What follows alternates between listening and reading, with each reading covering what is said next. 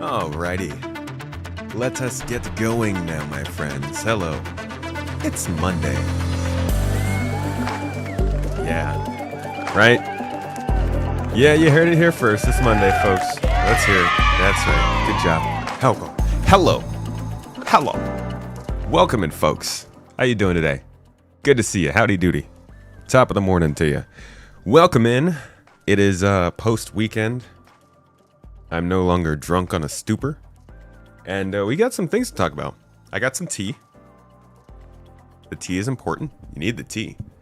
And yeah, we've got it's the CitizenCon Direct happened. Inside Star Citizen Direct, let's be real. And some things were announced.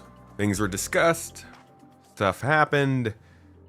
So today, ooh, excuse me, let me put this down. Today, we're going to do some reviewing, my friends. Some reacting, some watching, some understanding, and some discussing. Hope y'all are into it. Hello. We can, let's end it now. Yeah, we got a giveaway to end, folks. The giveaway has been running for a couple weeks. Avenger Titan package about to close. Maybe it already has closed, I don't really know. Get in on that if you haven't already, because we're going to end it and pull it and announce it right now before we get started for the day. And I'm going to turn my lights on so it's pretty in here.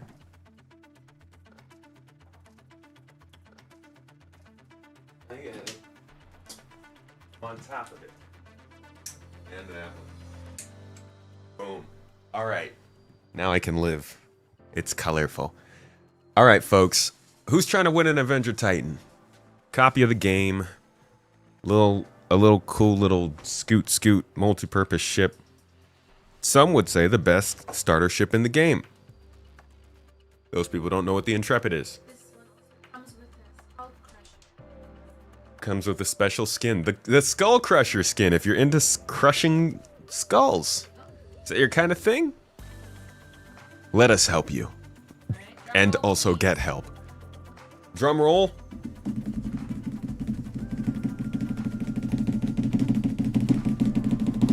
Okay, I'm gonna break your hand.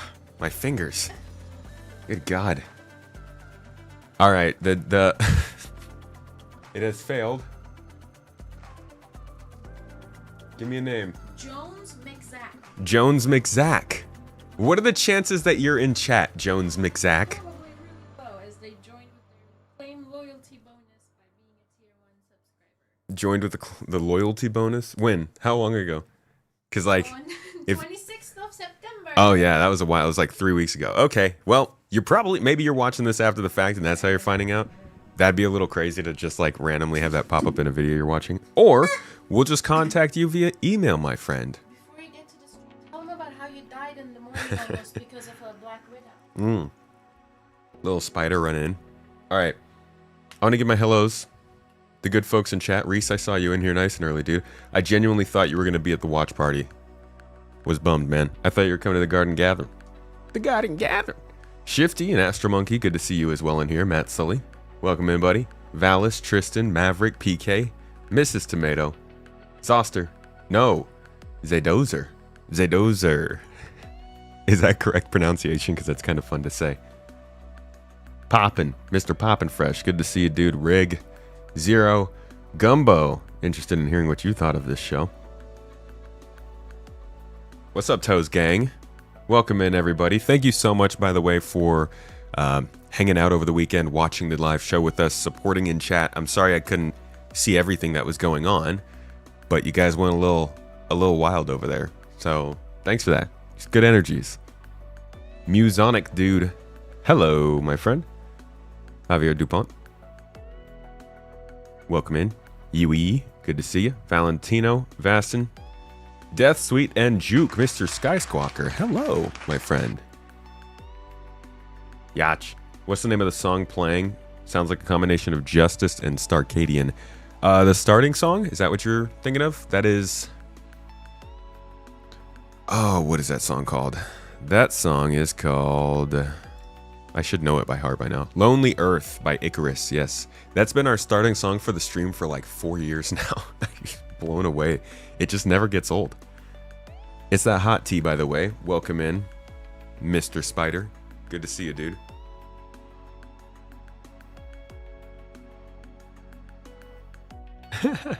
Yo, we had a good time at the watch party. I think Mrs. Tomato might be, or I might put, I don't know. We're gonna put together some kind of video to celebrate that whole thing. That was a lot of fun. Sorry that we couldn't get out with you guys the night before, but it sounds like it was a good old time. The garden got lit in San Jose and San Francisco this weekend.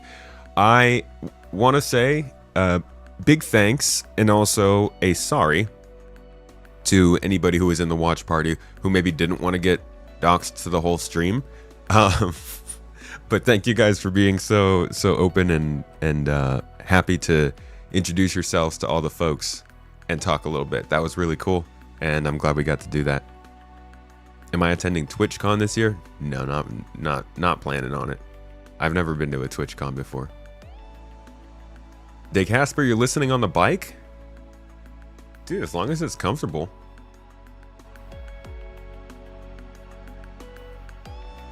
Not many times people will tune into this stream in such butt pain. I was wondering if that sentence was going to weird out Mrs. Tomato out of context, but she seemed to skip right over it. So, this morning, we were going out for some tea.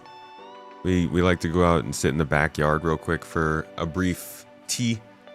Some moments in the morning, you know, quiet moments, little talking, catching up, maybe looking forward at the rest of the day. And I went to put my slipper on, and I put my foot through. Usually I'm checking my slippers if there's stuff in it. This time I did not. It was for some strange reason. And I put my foot in, and I kind of tapped something a little bit, and sort of bumped it around. And I looked down and I saw it was in the shoe, and it looked like a little piece of rubber, or a little piece of balled up electrical tape. It's I did not know why that was there, but okay. I just kind of pushed it off of the slipper a little bit and carried on with my tea. So then a couple minutes later, Mrs. Tomato is looking back down over there. Kind of has his face on. I look back over at the supposed tape, and it's kind of moving. It was sort of writhing around on the ground. I was like, tape doesn't do that. And then suddenly I saw a leg. And then I saw another leg. And then there were 3 or 4 legs, all of them just sticking in the air, kind of writhing. What happened? Turns out, I had accidentally toe smashed a spider that was chilling in my slipper. This is a huge lesson I learned when I was riding motorcycles. Always check your motorcycle gloves and your helmet, because it's the worst to find out about a spider when you're out on the road. But that's not the big part. Look at what was on the bottom side of this spider. And I'm sure many of you know what that means. So that was sketchy. Yeah, and we were seeing it writhe around on the ground, and we're looking at the stomach and being wait a second, that's red. that's one of them hourglass shapes. That's not good. So we are now keeping an eye out for any more of those, and I will not be forgetting anymore to check my slippers. I'll tell you that. Nice little morning wake up. I was about to become Spider-Man. Whatever. Does Spider-Man get the ability of good game dev? Because I'd love to help this all get along and get us out there. If I can get those kinds of powers, that would be great. Thank you for the bits, Maverick. I appreciate you, dude. Good to see you, my man. Hope you had a good weekend. Yeah, I much prefer the tea, to be honest. Much more comforting. Around you, brown recluse like to chill in shoes. That's one that would scare me even more. No, thank you. It's why you ride your motorcycle naked. That's why you gotta have... There, no spiders can. Oh man. If you ride naked, a spider can't hide anywhere. I mean, I don't know, man. It might. Don't tempt them. They might still find a way.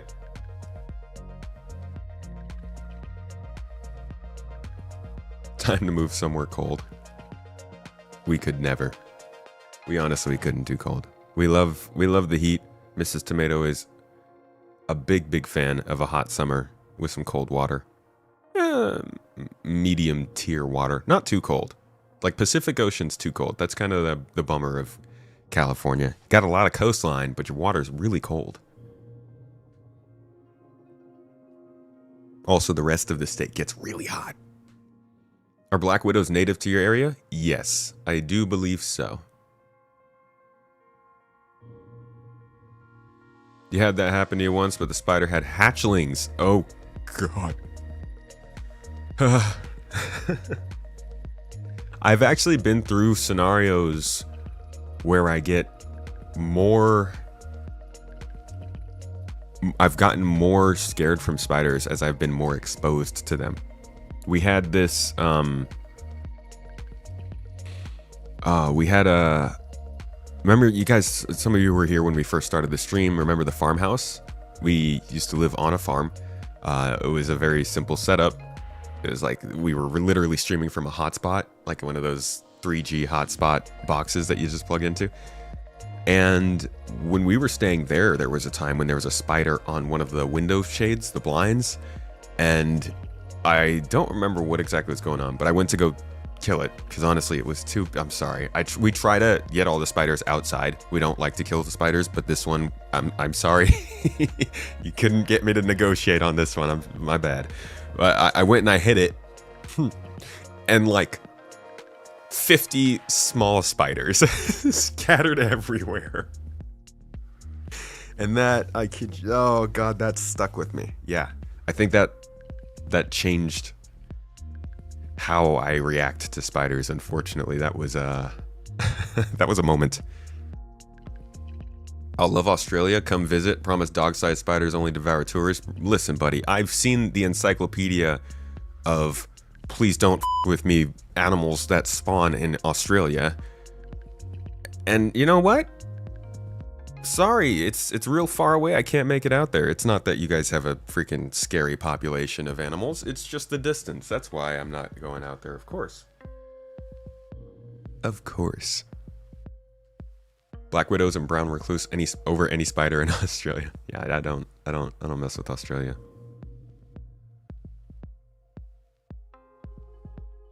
That's why the saying is ignorance is bliss. The more you know, the more you see, the more places you know they hide. Don't tell me about that, dude. It is actually crazy when you realize just how small spiders can be and how many different places they can get and how they can blend in with all of your black computer gear. No, please regularly clean your computer gear, but they can get just about anywhere. Spiders are human-sized in Australia.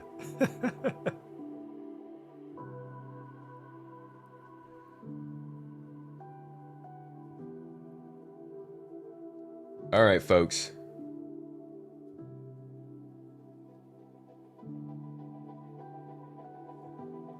What's my gaming rig? My gaming rig is got a 3080 Ti in it with a 7800 X3D, 32 gigabytes DDR5, an M.2 SSD. That's all the important bits, right? It's actually... That's such a weird sentence. I just realized, like, if I didn't know anything about computers or just was very out of it and I heard that sentence, that was like half numbers, half letters. What did I even just say? What's up, Lurch? How you doing, dude? It's said that you're never more than 6 feet from a spider. Aw, best friends. Just always hugging. You guys ready to check out some CitizenCon Inside Star Citizen Direct.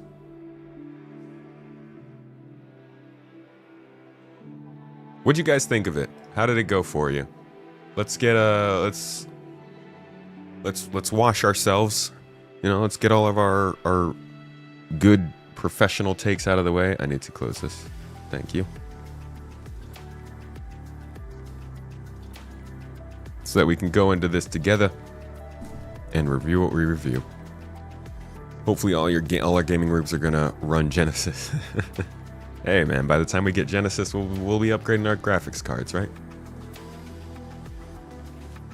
They mentioned a new focus on mining. Does that get you excited at all? I don't know how far that focus extends. It seems like they are planning on making Nyx somewhat of a center of mining and industry. What that means, I don't know yet.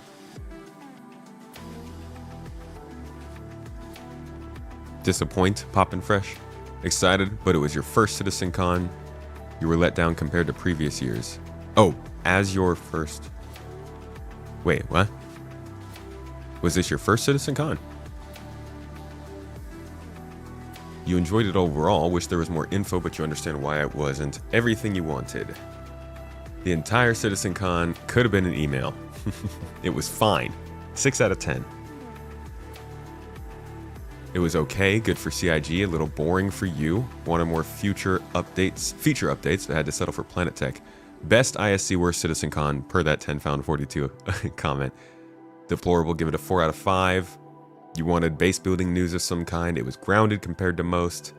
As someone new to the game, you thought the current state and CitizenCon has you hooked. Really looking forward to what comes.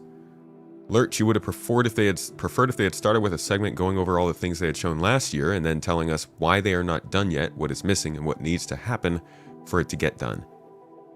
Javier, you're disappointed that there was no RSI Orion update. Even though a lot of the content was heavily focused on Nyx, which is a massive mining hub, all the mining focus and development. Yeah, I don't think we're going to see the Orion before 1.0.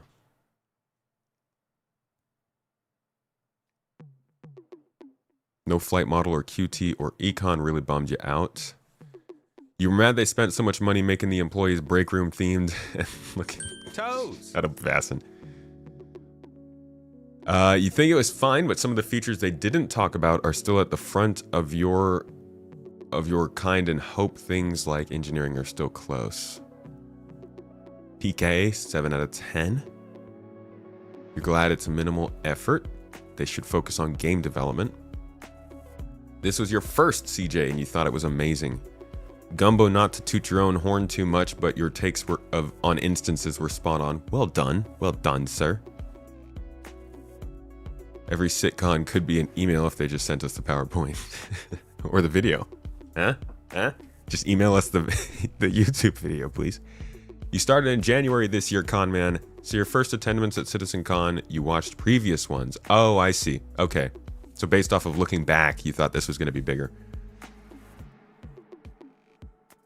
I mean, really, if you go off of previous shows, yeah. I absolutely agree with you there. You guys saw my prediction video. I will... I missed a lot of stuff. Not angry, just disappointed, Maverick. You just want lore explanation for why Nyx isn't dead. We're going to have to twist ourselves into little pretzels to make that one work. You were hoping we'd get at least a mention of the Redeemer and its future plans now that the Paladin is out. Think we'll get Arastra before 1.0? Yeah, I think the Arastra will come before 1.0. The Orion could also. It could come. The Orion coming into this game is one of those things that is both exciting but also extremely nerve-wracking.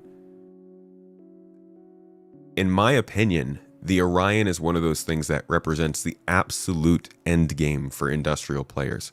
So whatever they get the standards of mining up to when they release the Orion, that's kind of it. We're not going far past that, right? So after all this time of waiting, and especially for a profession that's so important, I mean, mining is up there with cargo hauling in terms of importance. It's a little nerve-wracking to think about what might be that final hurdle that they feel like you have to go through to do good, large scale, very hardcore industrial mining like that. So we'll see. We will see. Direct from the 2-hour podcast. Nice one. Thank you. It's always a good fun talking with 10 Pound. PK, you'd rather have them talking about things they know for sure, at least more? Previous shows showed us everything and delivered almost nothing. Yeah, this was a pretty realistic show, it felt like. And the biggest thing is like they proved that this was more realistic.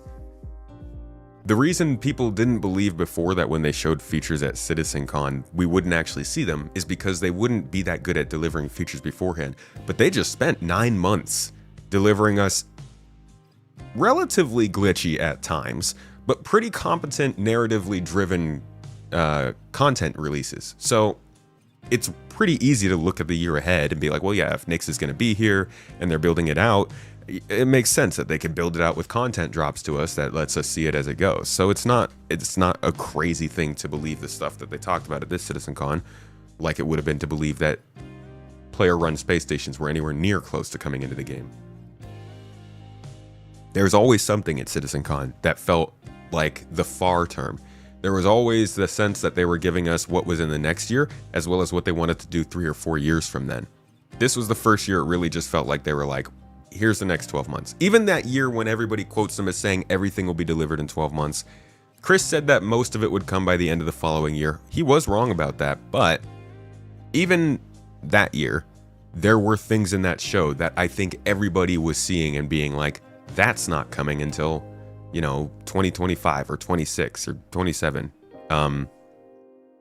Most clearly would have been base building. That was the first year they showed off base building. You'd rather they underpromise and overdeliver? Yeah, no kidding. Did you hear that they might change the manufacturer of the Orion? I didn't. Where did you hear that? Why would they do such a thing?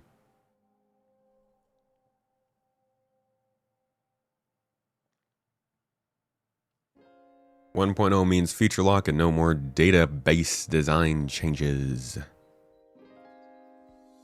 Yeah. Fairster was right, crafting before base building. That's why you'd really like to know why they were off on what they wanted to deliver. Why is the new inventory system not done? Why do we not have the new chat and social system? I mean, do you really expect that the inventory system was going to be done when we got the concept art 2 months ago? That would have been unheard of for CIG. To be quite honest, I think that'd be unheard of for most companies. Concept art to in-game for like a full UI like that, I would at least expect. I don't know. I was thinking it was going to be not until late next year. I'm glad they're as far along on that as they are now, but I don't think the inventory was something to really expect to be done by now. Chat and social systems, I'm here with you. I feel you on that. They really need to get us proper VoIP, proper chat support, more reliable communications. Hell yeah.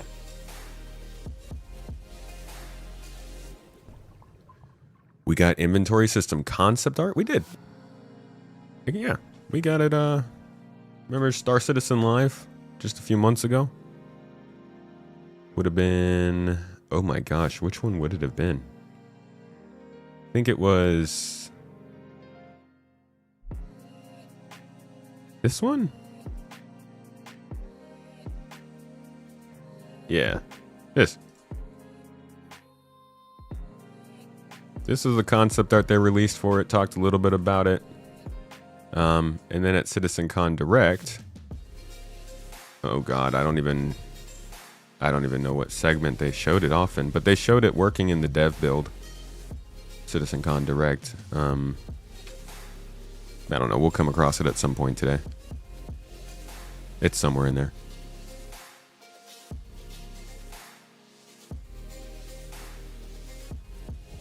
Inventory barely was shown. Yeah, I don't... Honestly, with the way that CitizenCon Direct went, I'm surprised they even showed it.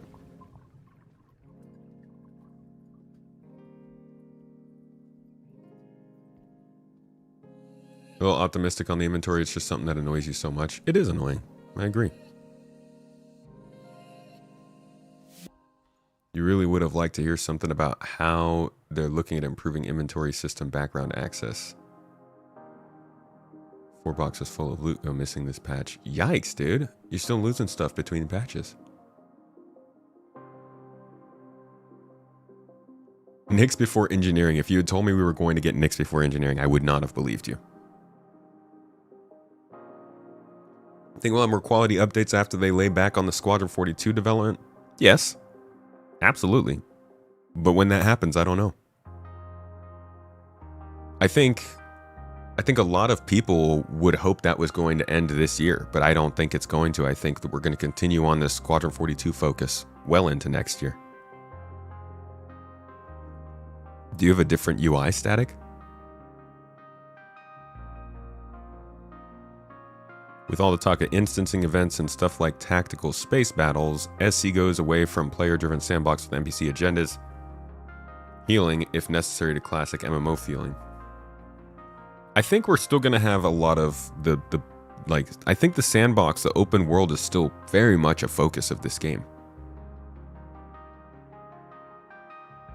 It's don't let the opposite of what was already happening happen to you.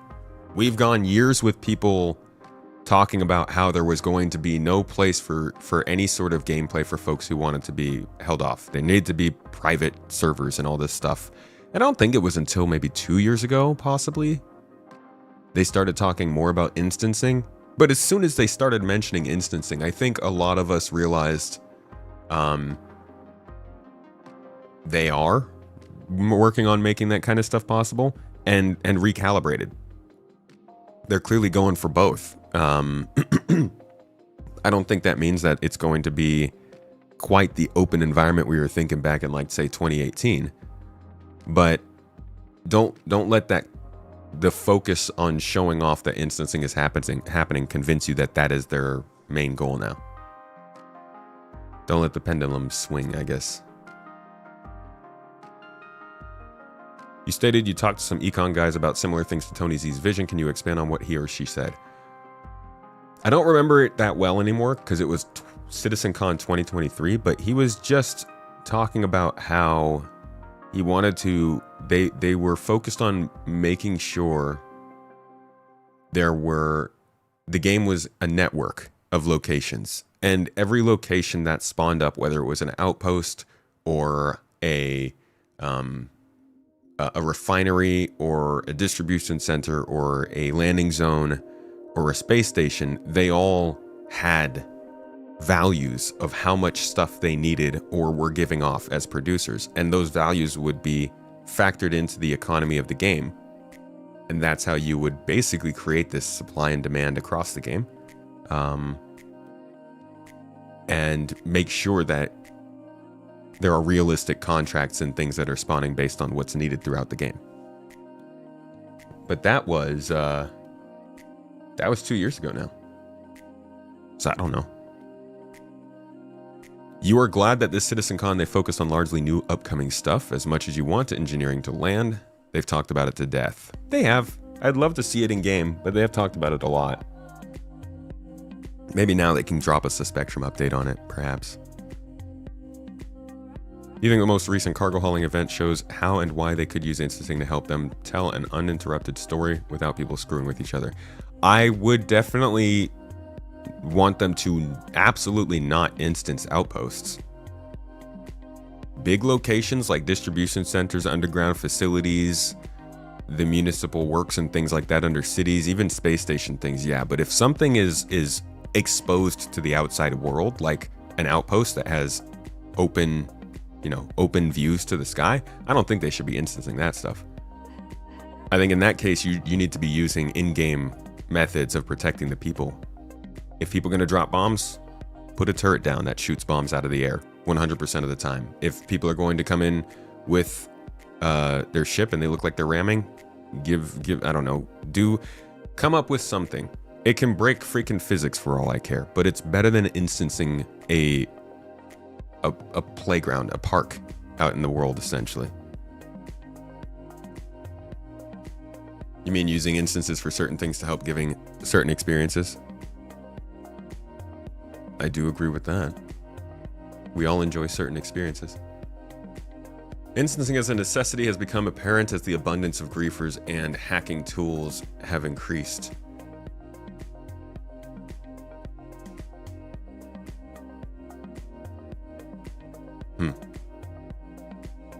You think that is still lacking from Tony's vision? Oh, I'm not saying that it was his vision at all. I wasn't even saying it was related to Tony Z. When I mentioned it, I was just saying that the people I was talking to were still using the ideas behind a lot of what drove quantum in terms of supply and demand. That's not including virtual AI. It's not including probability volumes. It's mainly just the economic node structure. How do you feel about getting Nyx with 0 planets? Not bad, to be honest. I think it's disappointing when you first look at it, but I also never thought of Nyx as having planets. I mean, I know it has planets. I never thought of the planets as being all that important. So the planets that we are getting feel to me like more than it was going to be. I'm disappointed by the idea that they have to release it unfinished. I'm not really disappointed by the fact that when we get it, we're only going to have Levski and an asteroid belt. Levski's all I really cared about anyways. That's the important part. But yeah, I'm sure it's going to feel pretty unfinished when it comes in, and that is annoying. The planets in particular are just not the part that really gets me. You think quantum will always remain semi-disconnected from the game? It'll influence the probability volumes, material pricing, but I think that full Tony Z vision will be achieved. I don't know. We'll see. I mean, see what they say. They're very mum about it.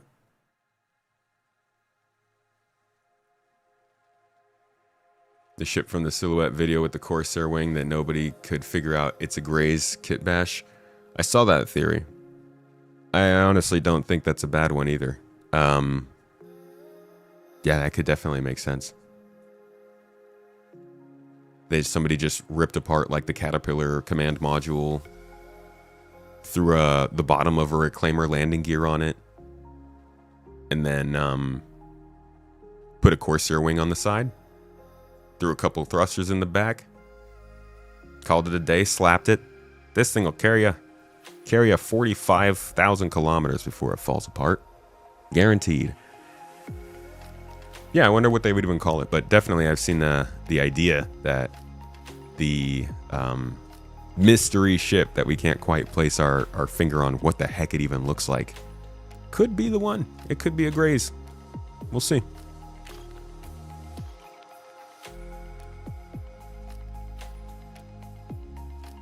Nyx 1 wasn't even supposed to be habitable, so Levski is the main reason to have Nyx. Yep, that's how I was thinking.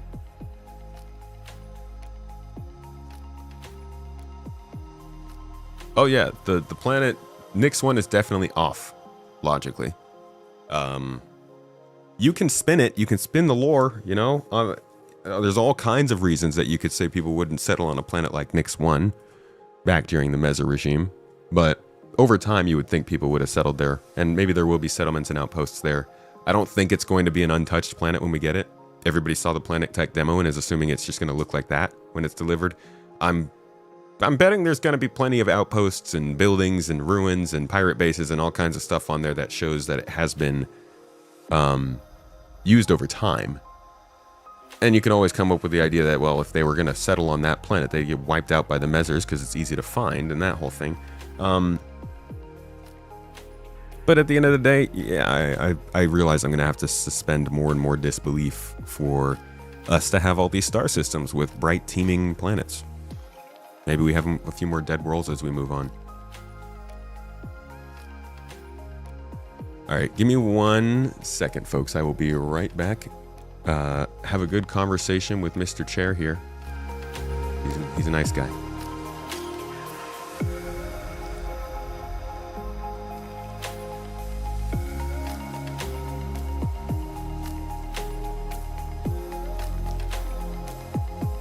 Toes.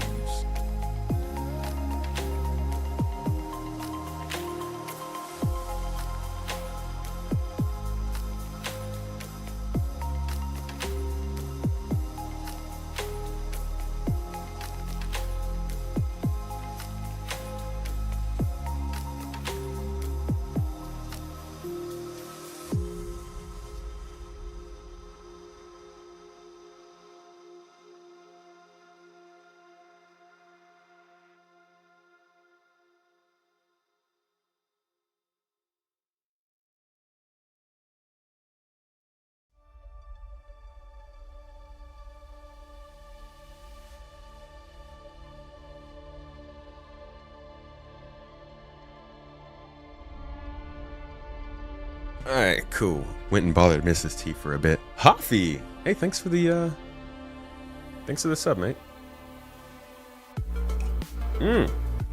It's good tea. How the hell are you, Mr. Chair? Mr. Chair, are you being nice? Are you saying hi? Sometimes Mr. Chair doesn't talk back.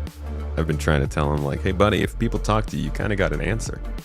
And he's like, you don't control me. And I'm like, you're right. I don't. Just sit on you. You can do what you want. Next one's going to be a planet that got tested with the new terraforming tech in the loading screen. Possibly. Oh, thank you. Thank you very much. That's pretty cool. All right, we haven't really.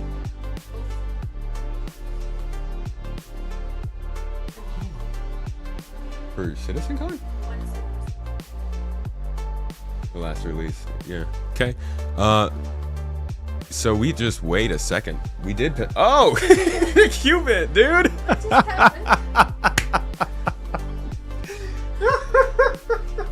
They heard Apollo.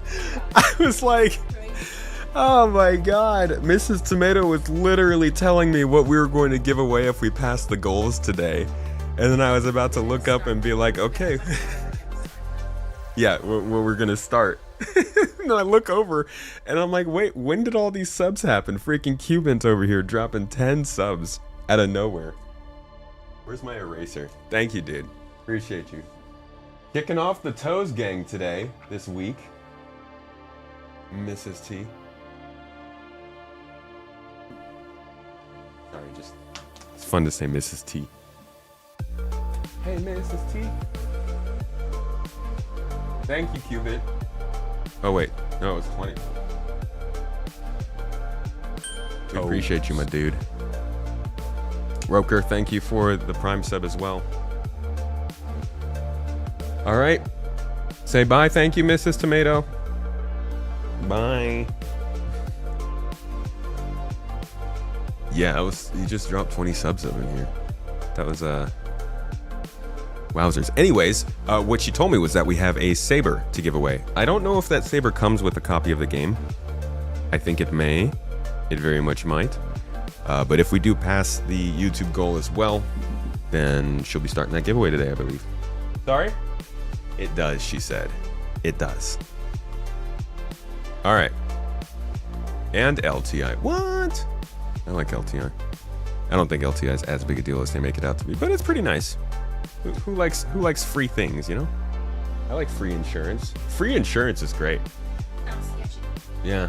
Like the actual word insurance is oof. Mm-hmm. You have to live under the UEE. Mental health. You have to wait for Star Citizen to be finished. That's the cost. We pay with our time. A lot of us pay with our time instead of our money. Oh, wonderful. All right. Shall we start talking about this event? We got the whole countdown here, so we don't need to go through that. Let's do this.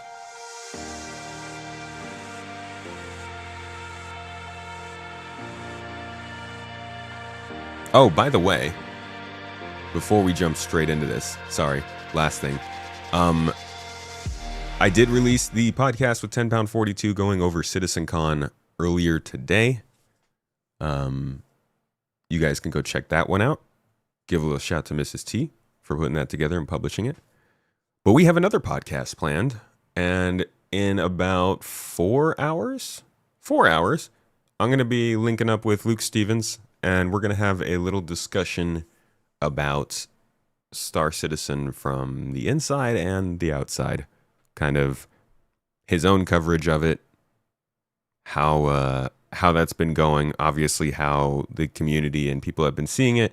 We're going to talk about CitizenCon, kind of the state of the game, where it is. And yeah, hopefully it provides a conversation for people who are a little bit out of touch with the game, maybe don't know as much, and are more like a casual audience. So if you just got one of those subscriptions over on Twitch, or you're a member on YouTube or Patreon, you can actually join in for that podcast live. So come join us over on Discord if you'd like. Make sure your account is connected to whatever it is you're using to support. And you will see an event scheduled for 2 p.m. PST today, where you can join in on the voice channel, ask us questions live, and throw your rage in the chat. All right, let's talk about CitizenCondirect.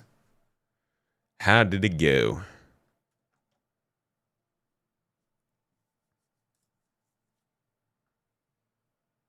That's muted. Let's try that again.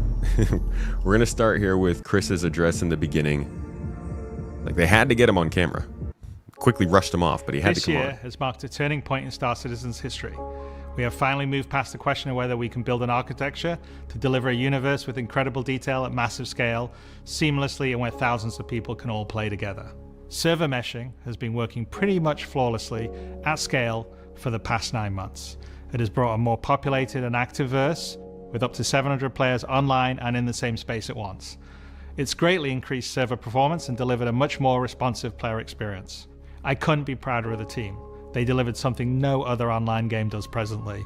There may be other games out there that claim large player counts or even the ability to mesh, but none do it at our detail, scale, and seamlessness. Of course, there will be continued improvements to server meshing and to Star Engine, but having moved past this last big technological hurdle has allowed us to finally focus on quality of life and stability improvements.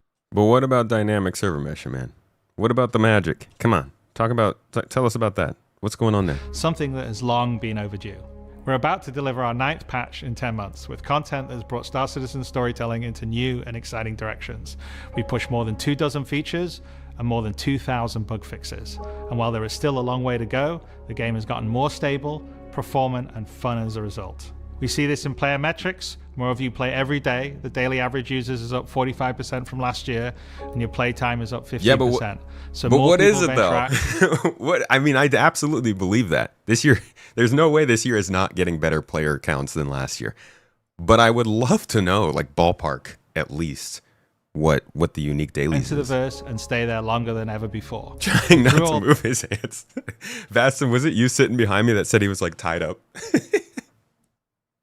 Somebody had said that. We've told the dual stories of the Frontier Fighters' assault on Pyro and the moral compromises being made to combat the regen crisis. Now, as those stories come to a rest for the time being, it's time to look forward to the next chapter of Star Citizen, where the instability in Pyro and the callous actions of some pave the way to new adventures, new locations, and new threats. Last year, we announced our next Star Citizen would be Nyx, home to the People's Alliance of Levski and bordering the Vandal threat. Today, we're proud to share that your adventures in Nyx begin not next year, but next month, when Star Citizen's third system they turned up the music a little bit there. 2 new systems in 1 year. That's only possible because of the tireless work of our development. I do think this would have hit harder at the end of the show, but you know, you get all excited. You gotta tell them.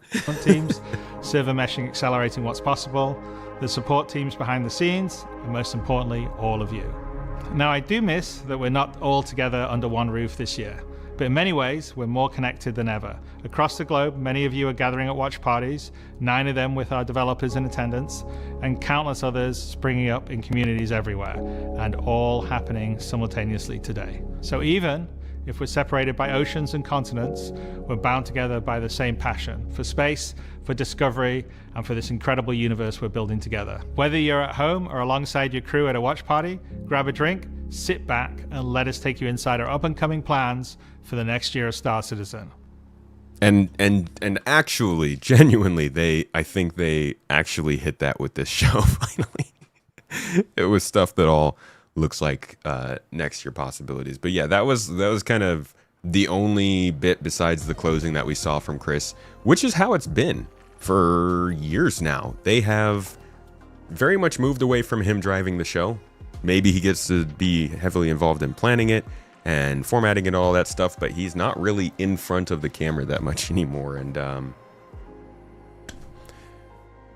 you could have all of the theories as to why that is.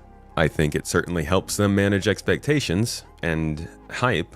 But yeah, that's been kind of an obvious change.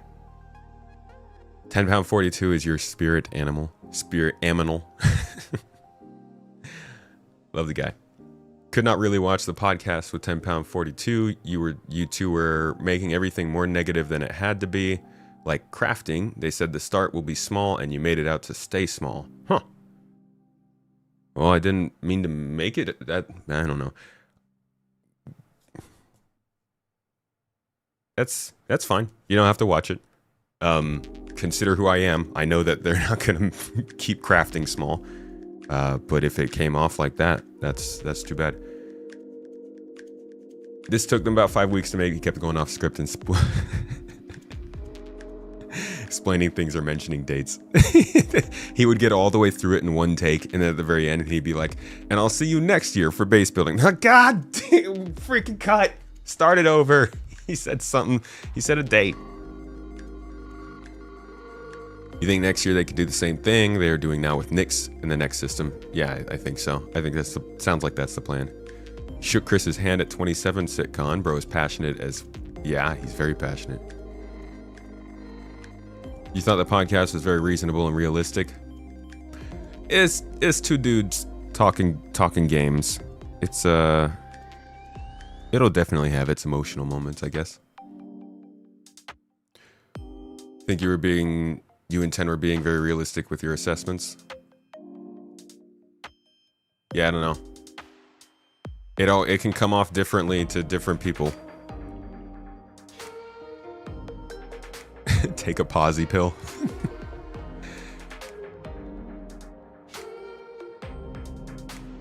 £10 was the one who was saying it was going to stay small. He kind of went off the rails with his takes on that podcast. Did he say it was going to stay small? I think he also is. I don't recall that, but maybe. Generally, I'll do a podcast and then it'll be out of my head afterwards. Like, I just don't remember them.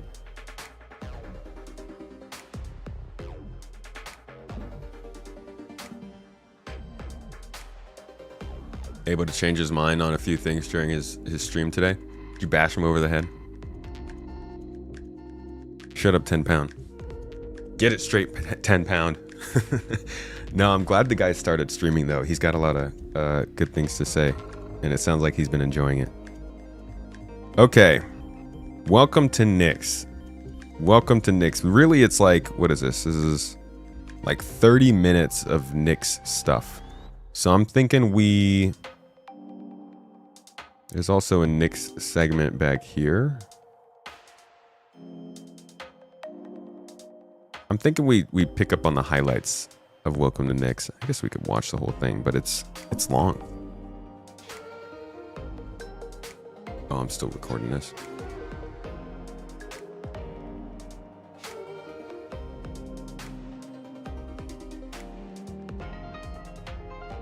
You think there was a confusion about how large crafting would get? Huh.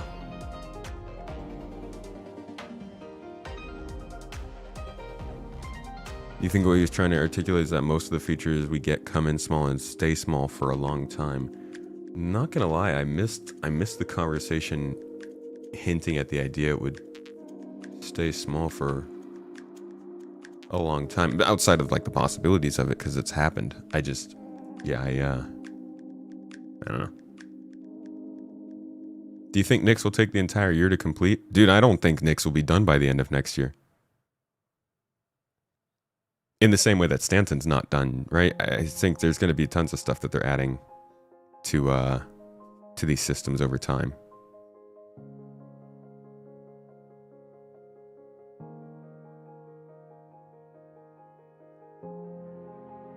All right, let's talk about Nix.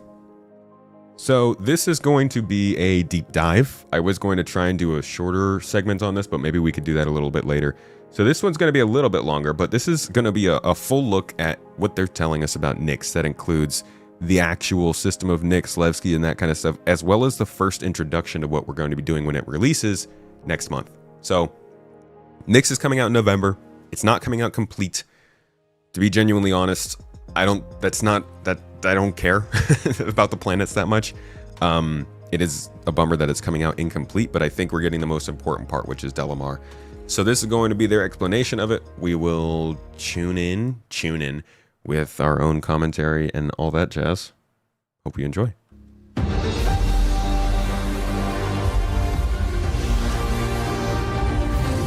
This might actually start with Rich. To be honest, I'm gonna. Do we want to do all this lore?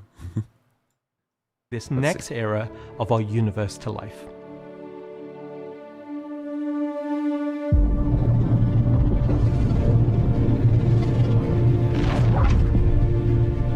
When the Nix system was first discovered, the United Empire of Earth, the UAE, came out and did scans and kind of found out that the system wasn't really worth settling. The planets were too hard to terraform, the resources were too tough to get, so they opened it up. And one company saw opportunity where the UAE didn't, QV Planet Services. And so they expanded into the system and tried to mine as much as they could, making a very slim margin by the sheer quantity. Dude, when I see shots like this, I'm like, okay, can you give us mining like that? They keep showing these amazing shots throughout this whole presentation of ships mining geodes and large asteroids and stuff. And I really, really wish that there was some hint that they were realistically looking at making mining that operates in this way. Resources they were pulling out. The system itself sort of ran its course from sort of a large corporate interest perspective, and then was mostly left abandoned. Now this ended up being the ideal situation for the People's Alliance, who were a group of revolutionaries who were trying to overthrow the dictatorship of the Messer regime that was going on in the empire at the time. I just would like to point out that the Zeus Mark II is being used to represent the People's Alliance, who were inhabiting Delamar like hundreds of years ago. So that ship didn't even exist. Shame. The Messer For shame, CIG. That was going on in the empire at the time. So they went to the Nix system and established what became known as Levski. They wanted to make it everything that the UEE wasn't at this time. They set up what they saw as their ideal society, where everyone's voices would be heard, where everyone would be equal. But they've fallen up. Look at this person clapping over there like an idiot. Would be equal. We got light. But they've fallen onto hard times. So Nix today is kind of at an interesting point in its history. Now that they... How does spray paint work when you're in a vacuum? Can you spray paint from like 10 feet away and just watch as it slowly goes towards the wall and slaps it in ways that you were just not expecting at all? I bet you that's a new art style. Space spray painting. Space painting. Wait, that's just all kinds of paint in The UAE space. has kind of transformed itself into a democratic society. What is their role? What are the People's Alliance rebelling against? And they still see the empire as being inherently unfair. They see their role as still trying to create a free and fair society. But on the other hand, they have more problems than ever. And there's new threats lurking around every corner. And they have to ask, are they prepared to handle that? Or do they need to turn to the UAE for help? So there's a lot of lore mixed into this. It's not just like, this isn't really that pertinent to Making a star gameplay, system but is grounds it. You approach it from kind of two angles in a weird way. What is this system bringing to the gallery? How does this new system plug into it, and what does it bring to the table from a sort of a flavor experience? We want to make sure that whatever it's bringing to the company is unique and has some flair to it. So the Nix system is a remote system where people want to go and live free outside of the Year 3 of seeing quantum travel that we can't experience. pressure and influence of the UEE. It's a remote and rugged system with a lot of hostility coming from the ever-present threat of Vandal. It's kind of like a frontier-esque thing. It's not lawless like Pyro, it's just kind of out there. Pyro's more like a Mad Max wasteland, and Nix is more like Silverado or like Deadwood, right? It's kind of like a smaller scope. The emptiness and the loneliness is the defining factor. You're still going to find gangs, you're still going to find hostile presences, but it's where people go if they want to live off the grid. The People's Alliance is the main peacekeeping force in Nix. They were unhappy with the... That is a very significant statement. I actually missed that the first time, and it's funny because they also have Intersect going on here, but People go That's if they the want key. to live off the grid. The People's Alliance is the main peacekeeping force in Nyx. I think it would have been really cool for them to expand on that and give us some insight into how they're going to handle peacekeeping and reputation in Nyx, because we have two pretty different expectations with Stanton and Pyro, and Nyx is a different feeling from both of those systems. I'm wondering when they're going to take the opportunity to explain that, or if they're just, if it's not going to feel... Yeah, who am I kidding? Reputation's not going to change for Nyx. That's not coming yet. But it is good to note that there will be law enforcement in the system. Jen, good to see you in chat, dude. The normal can would explode. You need a special one, but it would spray. Give me that special can then, man. Strap it on my booty. That's where I keep my, that's where I hold the cans. It's good, you know, utility belt, whatever. Good to see you, dude. Thank you for popping in the chat. Hope you're having a good one. Hope work's going well for you. Apart from that one bit, it was sounding like Nyx was going to be another Pyro as far as law goes. Yeah, I think... I don't know, man. They gotta explain how they're gonna move forward when it comes to crime stats and reputation. This is a can they keep kicking. And they just add another star system and add more gangs and more factions, and they're not addressing this super important part of the game. Does it talk about security in the design documents?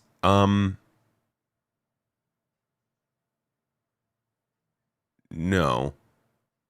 Mainly mentions of security have been throughout various videos and talks with the developers. Quantum obviously talked a lot about that as well. We were unhappy with the direction that the Empire was going under the Messers. They got out. They said, we're just going to start from scratch, build our own society, but build it the way that we think it needs to be built. They're not perfect.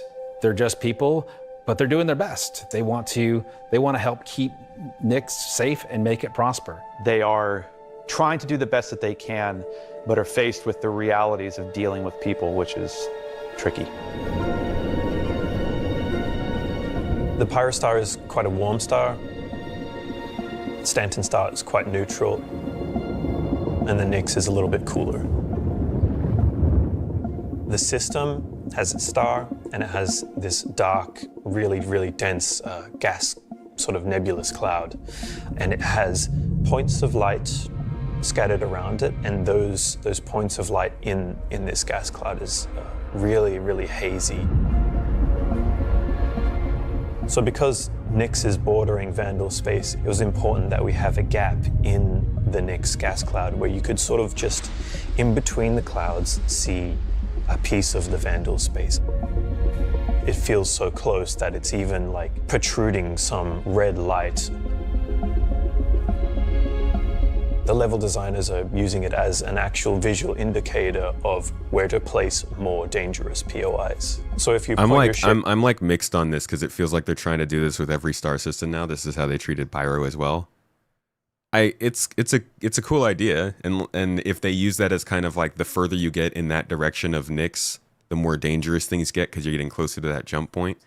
But also, I feel like space is so weird that it doesn't just work like that, where if a star system is on that side, then obviously the jump point's on that side. You know, you're kind of moving through quantum space, but yeah, you know, we can suspend that disbelief in the direction of it. You should find, as we build it out, that you will be in more and more danger. And I think that's really cool.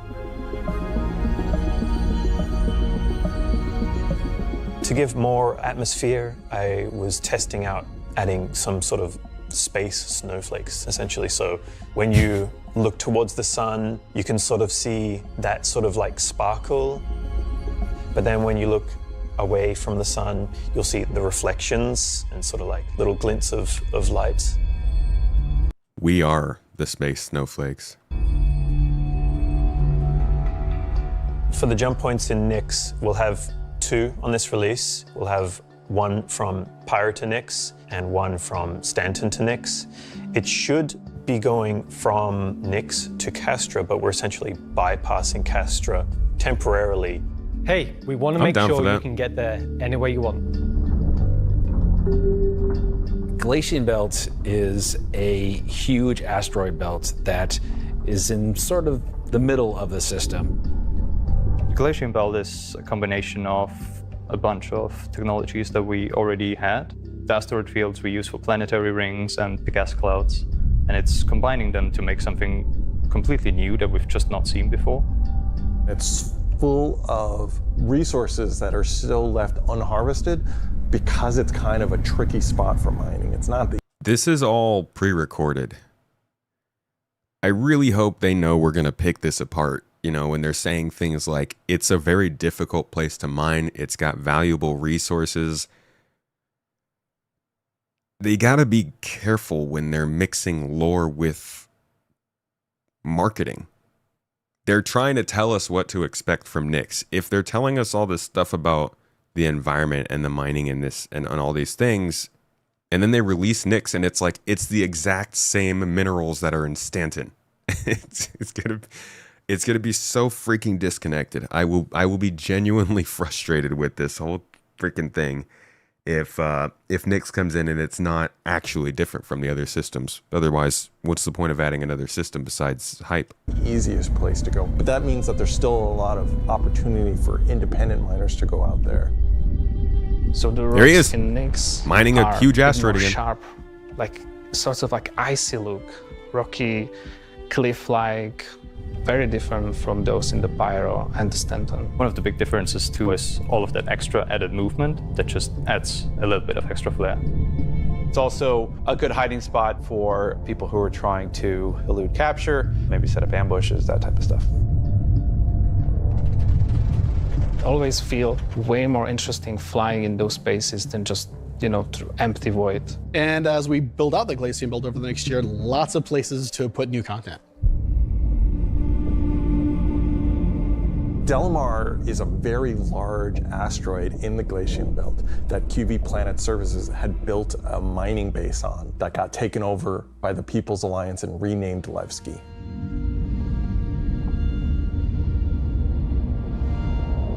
Levski It looks a lot different from old Levski. Let me show you guys what this used to look like. Delamar, Las Vegas, of course. Oh, God, they've already got it updated with the new art. Here we go. It used to look like this.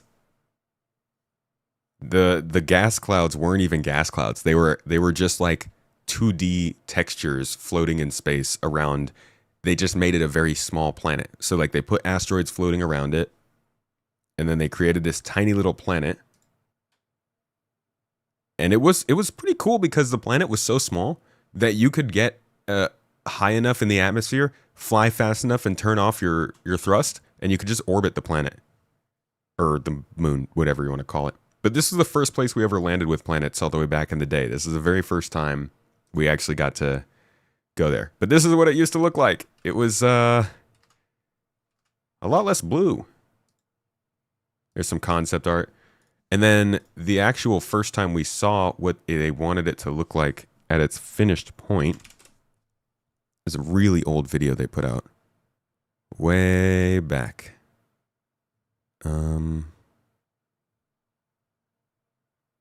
Might not even be able to find it.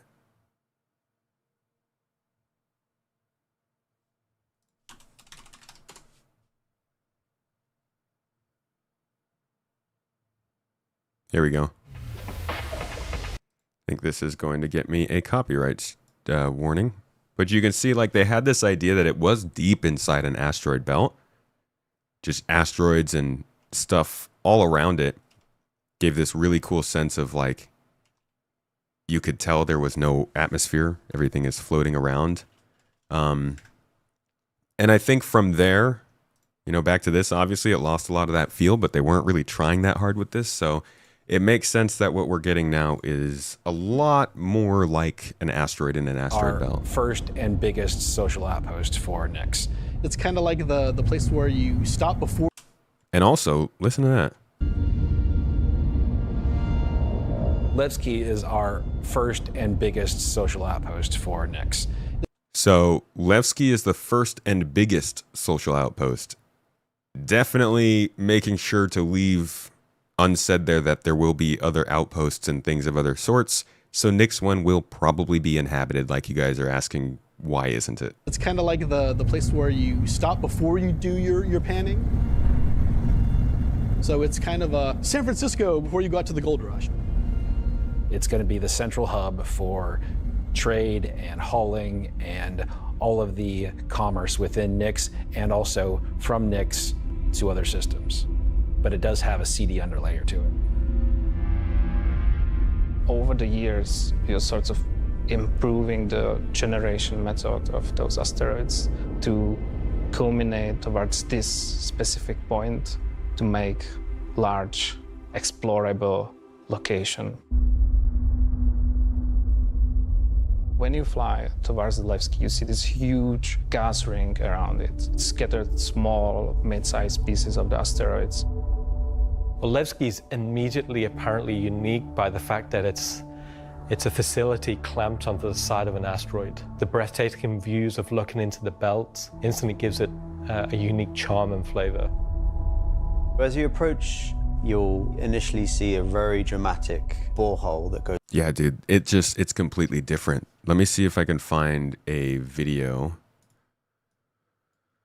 I don't think I ever took video of Nix. Let's see. I've got a folder with like some really old footage. Where would that be? Would that be here? Let's see. Videos.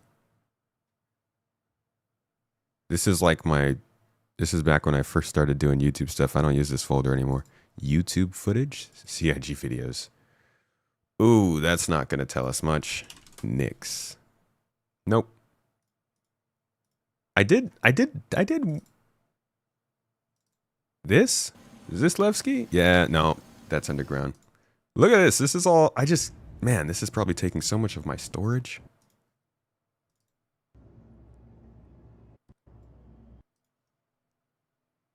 Levski. Yeah, here we go. So this is some footage from Levski. Back when we could play it.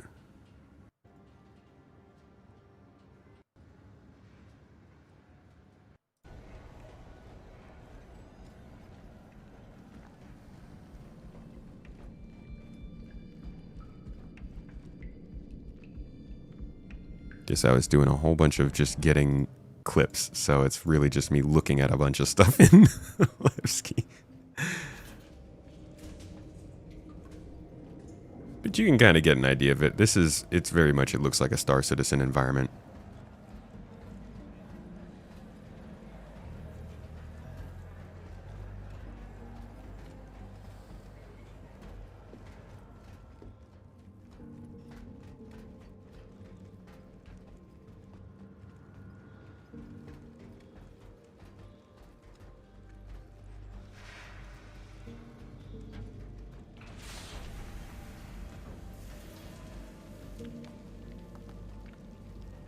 It definitely just gave off the feeling of a broken down and abandoned place. It wasn't really being used a lot anymore. There's the borehole outside. This is kind of a view from the inside. But yeah, you could also just go back to CitizenCon 2016. Oh, was it Gamescom? It might have been 2017. Gamescom 2017 Star Citizen. It does feel a lot like Grimhex, yeah. That older version did. Where the heck did they do their planetary landing?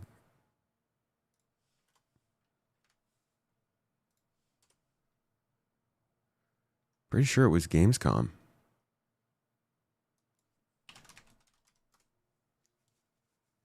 Yeah, here we go.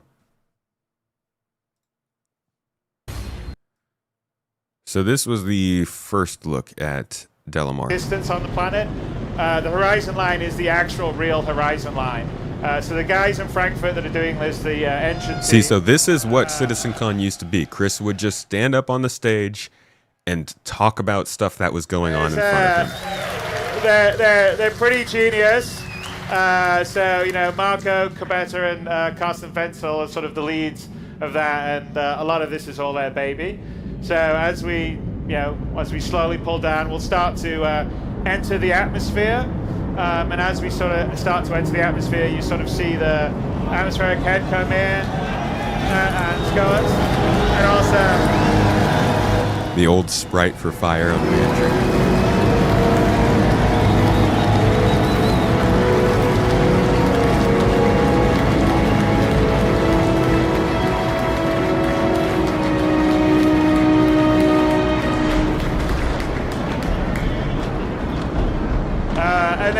And as we get down into the atmosphere, it switches to a more atmospheric flight model. So there is drag, there is some small amount of sort of lift, sort of aerodynamic modeling. So if you have a ship like the Gladius, you'll fly better than something like the Aurora.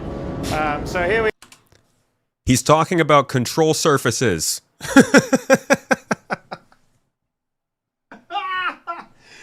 Oh my God, it's 2016 and he was talking about control surfaces. Sometimes that just smacks you in the face, dude. Sometimes you're just watching a random video from a decade ago and you'll hear Chris say something and you're like, oh my gosh. That's literally what they're talking about right now. Anywhere on Del Mar, we could land, get out and walk. So as we fly down here, perhaps... and to be clear, there is atmospheric flight differences right now. They did have it kind of change when you got in the atmosphere. I think they changed that back in like 2018, 2019. But the actual flight model, the cross section of your ship being used to actually decide the lift and all that stuff wasn't a thing till control surfaces. Chris, we could demonstrate and just land and get out somewhere, wherever you want.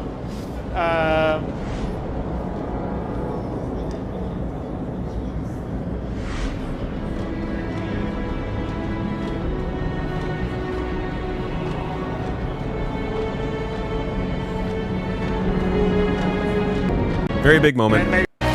Great time. The people went crazy. That was the first time anybody ever stepped onto a planet in Star Citizen. But now we can see what Levski looks like. Wait, do we get a good view of the borehole here? Yeah, right here. So here's what it looked like back then.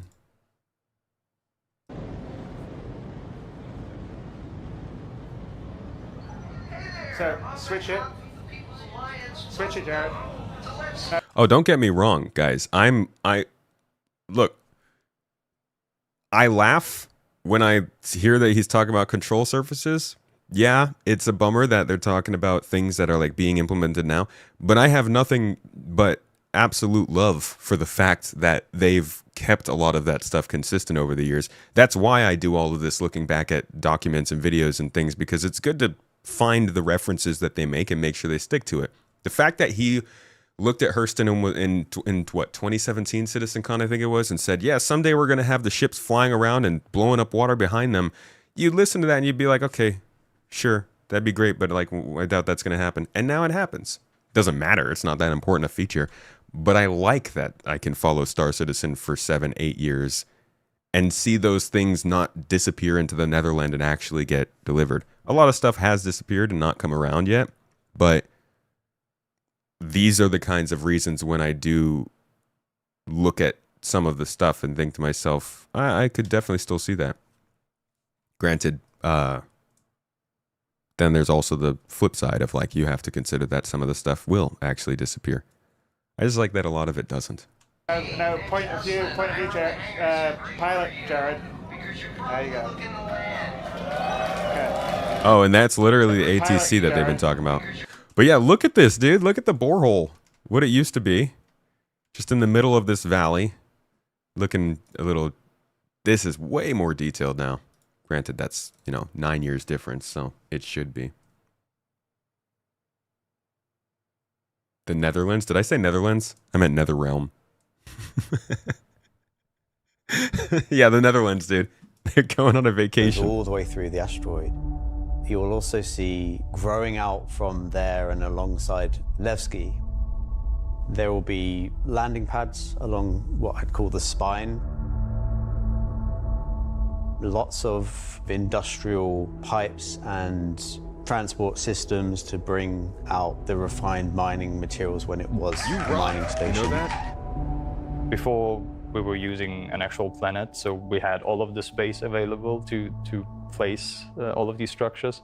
But now it kind of meant that we had to create an asteroid which has the appropriate size to... Wandering Mage, thank you for the super chat, dude. Of the asteroid, you just goes to show how much they've actually done over the years and the progress they're making. The game is moving forward. Yeah. They're doing things. will see that there is an area to fly underneath. We plan on bringing in whole sea gameplay, so this is exterior cargo elevators. So as a team, you will be able to load and unload cargo. Yeah, this was an amazingly good idea. There was never any sort of even thought that this borehole was going to go all the way through the asteroid. It was always just this cool, I don't know if you even have any video of it. It was always just this gigantic feature next to Levski.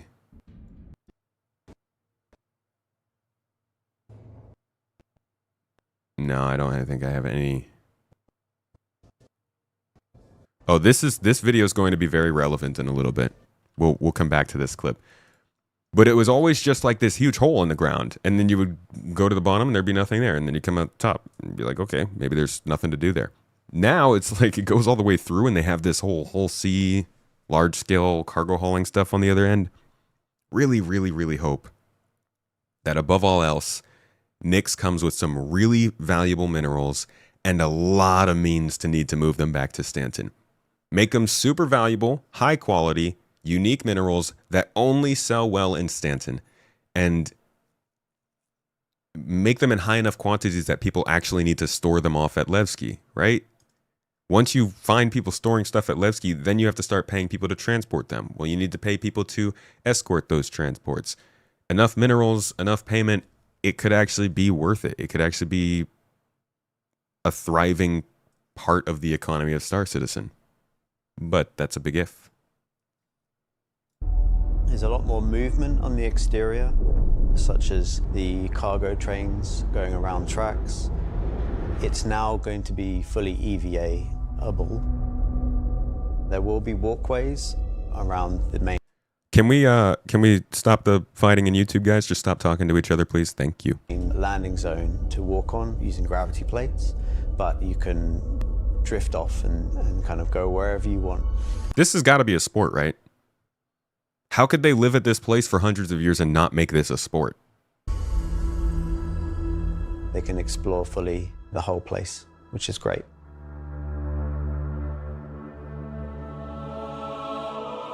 Unlike the majority of anarchists living in Pyro, there are people here in Nyx that care. It's not a downtrodden or derelict, dilapidated location. It has a sense of order. But only where the People's Alliance has people living. We've had Levski before, and we've updated it quite substantially to be more in line with the newer features that have been put in since, but also visually, and there's been a lot of quality of life fixes that we've wanted to add and bring up to like a good standard for a landing zone. Gracing the main lobby of Levski is a large statue of Anthony Tanaka, who was a child worker. And was being worked to death. Yeah, Hustle, fuck off with the sexism in chat. One warning, dude. That's the line. Cut it out. All of them were. And Anthony Tanaka just had a break and just said no, and stood up against the foremen, the supervisors, the managers, the guards, and was killed for it. And so he became a sort of a figurehead.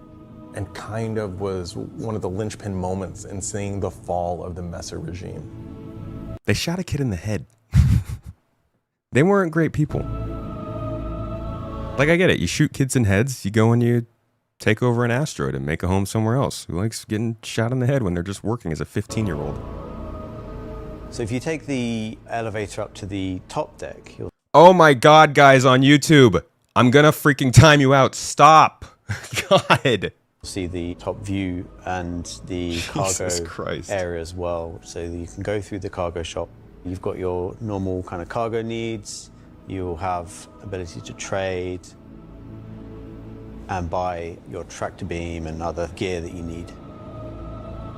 So if you were to die in the Nix system, then one of the places you might come out from is the hospital in Levski, which is called the Mercy Hospital.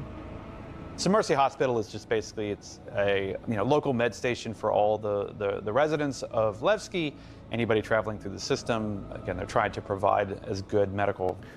Bro, you're annoying as fuck. You call them a troller, but you're being sexist in chat.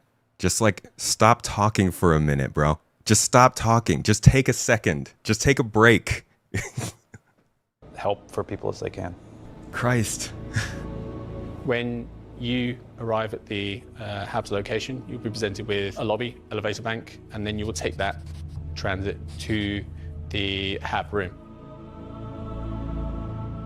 So within that room will be pods. And that's where the original miners would have lived. They're not the nicest, and they're a bit messy, but they're a home for people in Levski. If you head down to the lower view deck, you'll go through into the Grand Barter, which is your main social and commercial area of Levski. This is where you will see market sellers selling their wares. There will be stalls, there will be kind of more embedded shops. And that includes things like Corderies, which is your armor shop, and also Conscientious Objects, which is for weapons. I actually love that name. Conscientious Objects is such a good name for a weapon shop. One of my favorite places, Cafe Musée, which is where you can go down into some of the more rocky depths and grab yourself a drink, and you never know who you meet down there.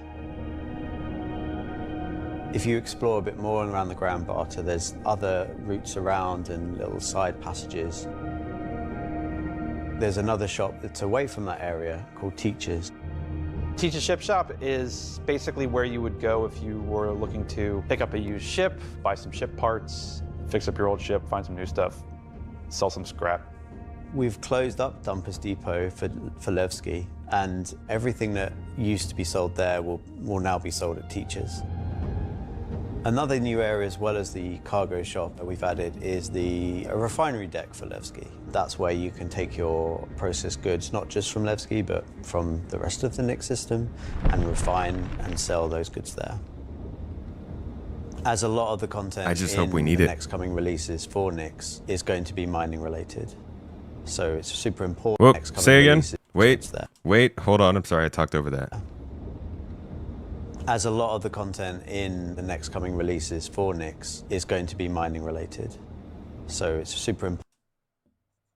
One more time. Sorry, I gotta hear that. And sell those goods there. As a lot of the content in the next coming releases for Nix is going to be mining related. Okay, the next coming releases for Nix. So over the next several quarters. That's really nice to know that they're actually focusing on doing some mining related updates. Cubant single-handedly pushing us past our goals. God, what a workforce, dude. Thank you.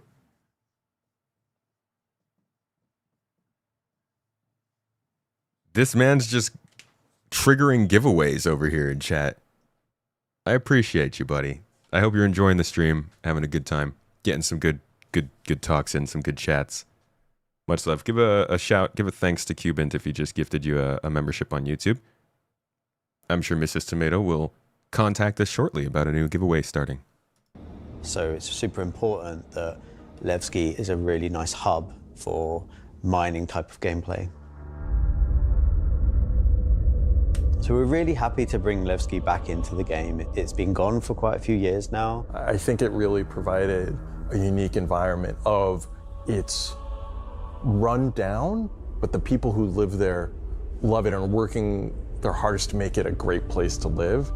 This is a location that has a lot of nostalgia for you guys, and we don't want this just to be a re-release. We do want you to go, wow. It's not going to be as complete as Pyro was when it first came out, but it's going to be our first iteration, and you're going to be able to see it grow as we work on it. Like when I heard that, I was like, Pyro was Pyro much complete when it came with out? Everything. We're always learning and improving and finding I couldn't new ways. even walk on the floor. Is there anything more Star Citizen than just building the system while the players watch us build it around them? It's going to add a nice dynamic to Stanton and be a much more calming of, style system than Pyro. The people that would have played it before are going to love to see this come back, and the people that haven't seen it before, it's going to be a great new location. This is the first time that I'm going to be able to touch stuff and kind of bring my own content to the game, and that's really exciting to me. Levski coming back into the game is a huge milestone personally for me. So I worked on the original quite some time ago,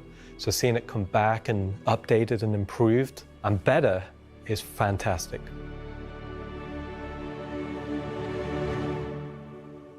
All right, so that's a first look at Nyx. And I guess, how long has this been? We've been going at this. We could talk a little bit about that. That's like an introduction to Nyx. And then we're going to get into this next part, which is like the first event that's running. I think it's a pretty interesting premise.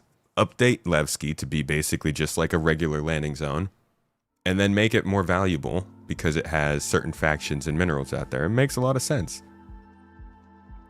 But I'm wondering if that's actually how it's going to be when it lands in 1 month. If there's a difference in the way that you can get things in Nyx, and there's more incentive to do so, then players will naturally start to bring the economy there. But they have to create that differential. It's like electricity, right? You gotta have different voltages in order to get a current.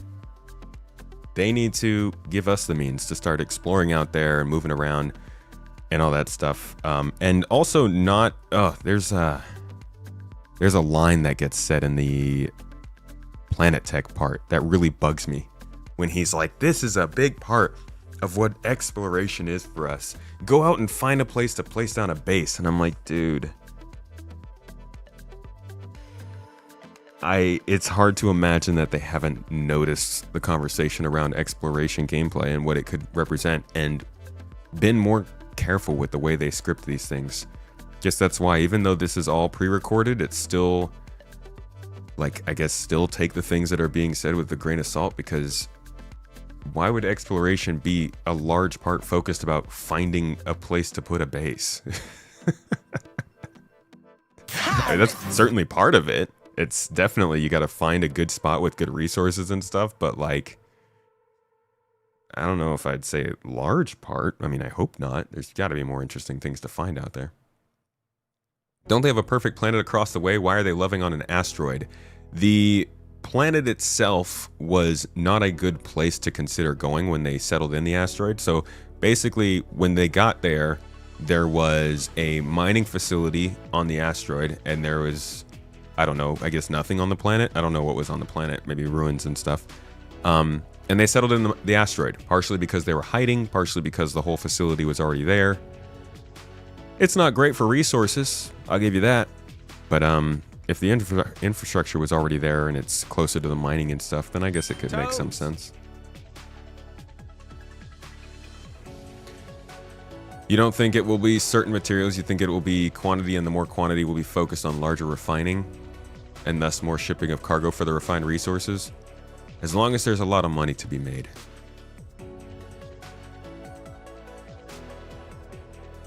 They're adding the shipping between the systems. That much has been confirmed. But what I'm really looking forward to is, what are the economic differentials?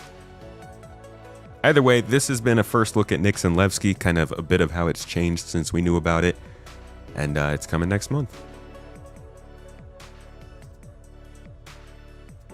Are you saying your dream of being space real estate agent isn't exploration? Hey man, you live whatever life you want to live. You go and you explore for those best housing locations. Location, location, location. You think they meant finding the location of ores and related geography as exploration, less so base building? No, dude, I kid you not. I was listening to this again yesterday, and it's somewhere in here. Exploration and adventure. Genesis provides our planets with the ultimate sense of exploration and adventure. Discovery in the purest emotional form. We want you to find that perfect place, with the planets providing an abundant resource to harvest. This is a major part of what exploration is for us. He is mentioning the resources there. And again, that is part of it. Finding the resources on planets to where you want to like put down your base. But I feel like there's a lot more in space. Resources in space, derelict ships in space, space stations in space. I don't know. That doesn't feel like it should be mentioned as a large part of exploration, specifically because of how exploration gets discussed. But we'll see. Maybe it will be, and maybe it will be happy for it. Being able to leave a marker would be prime. Being able to leave a marker would make a huge difference to this game. Sharing data? Tell me it ain't so.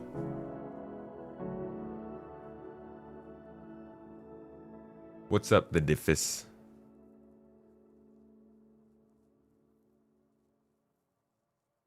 Who thinks they will have the exterior cargo decks in the patch next month with Nyx? I think they'll be there. They're already in Pyro. All right. Next section. This is the opening of our adventure into Nyx. Basically, the first event. This is the content that we'll have on release in November when they release Nyx. You know that? Razor matching Cuban's energy. Yo, YouTube getting a bump of 5 memberships. Thank you so much, Razor, for that. That's a Toes Gang move. I appreciate you, dude. Mrs. Tomato is getting that giveaway cooked up. Thank you so much. All right. Let's listen to this. First event in Nyx.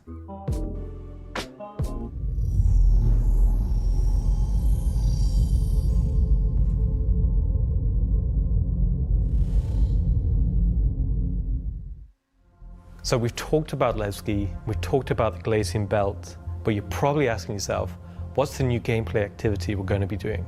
So let's find out. Welcome to Nyx is your first... Wait, okay, I'm sorry. Medley just asked what's the deal with those toes. I don't know if you're talking about these. These are a product of Mrs. Tomato. Just trolling chat eternally. They're not toes. These are little hands, and at one point during a streamathon, I had to put these on my fingers and play with my hands like that. It was awful. The toes is a product of chat. PK.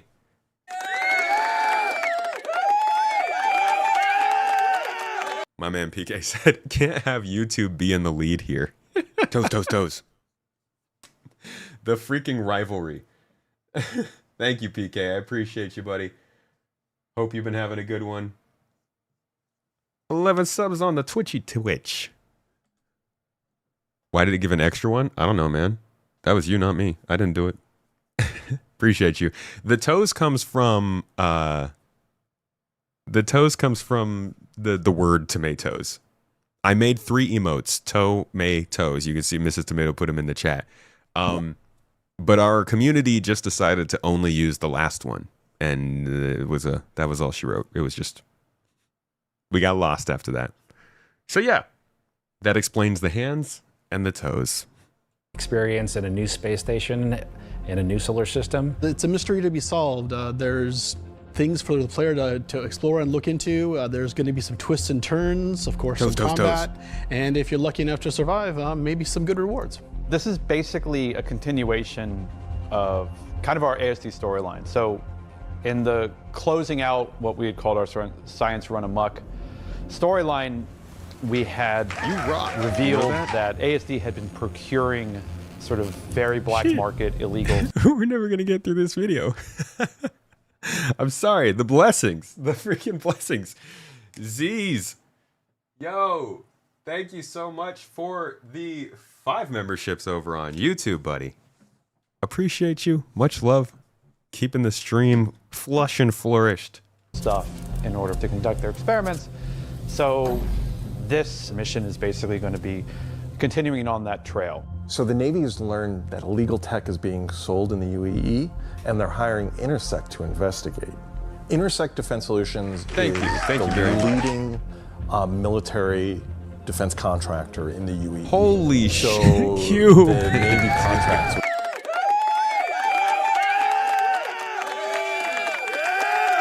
My dude. Holy crap. Twitch. Twitch and YouTube, the fight continues. Thank you, Cubit. A real one out here. I appreciate you, buddy. The they mentioned here 20 freaking subs, bro. Just blessing the folks. They mentioned the Intersect defense. I want to check something real quick. Throughout the last year, through 2025, they've been doing actually a good job of adding all the factions that they mentioned were going to be in Star Citizen 1.0. And low-key, I think they've made good progress on that. And if you look at the different factions we have, you'll see some of the names starting to pop up. So like High Point got added, Rayari got added. Who else got added? None of these people got added just yet. They haven't started on that stuff. Obviously, Ling Family, Covalix, FTL, Red Wind, they all had missions, but they've been added in terms of reputation. Shubin got added. That was already there, actually, as well. Thank you. Thank you very much. Lucid. Continuing your membership. 40, is that months? Jesus, 40 months is a long time. Brother, thank you. I appreciate you being here. I hope you're enjoying the stream. Hope you've been enjoying the many months we've been chilling. You rock. Talking about this nerdy space game for such a long goddamn time. Jared was right to dedicate significant time to glorifying the devs. CitizenCon has always been so much for them as for us. It does help them to see the appreciation of what they've been doing. Sulak, thank you for gifting out, or no, sorry, for taking the Prime sub on Twitch, but also Razor. Razor just dropped 5 more. Can we get a wow, please? Thank you. I was hoping for Owen Wilson, but I'll take that too. Just bumping it up over here. There's a bit of a rivalry going on. All right. Much love to you, buddy. What other factions were there? I want to see security. Wow. What is this? There it is. My man with the wow. Here we go. The Council and the Mercenary Guild. So we've seen Foxwell get added. Citizens for Prosperity got added. There's Intersect. Hawkrow Agency got added. Bounty Hunters Guild is already there. Guys.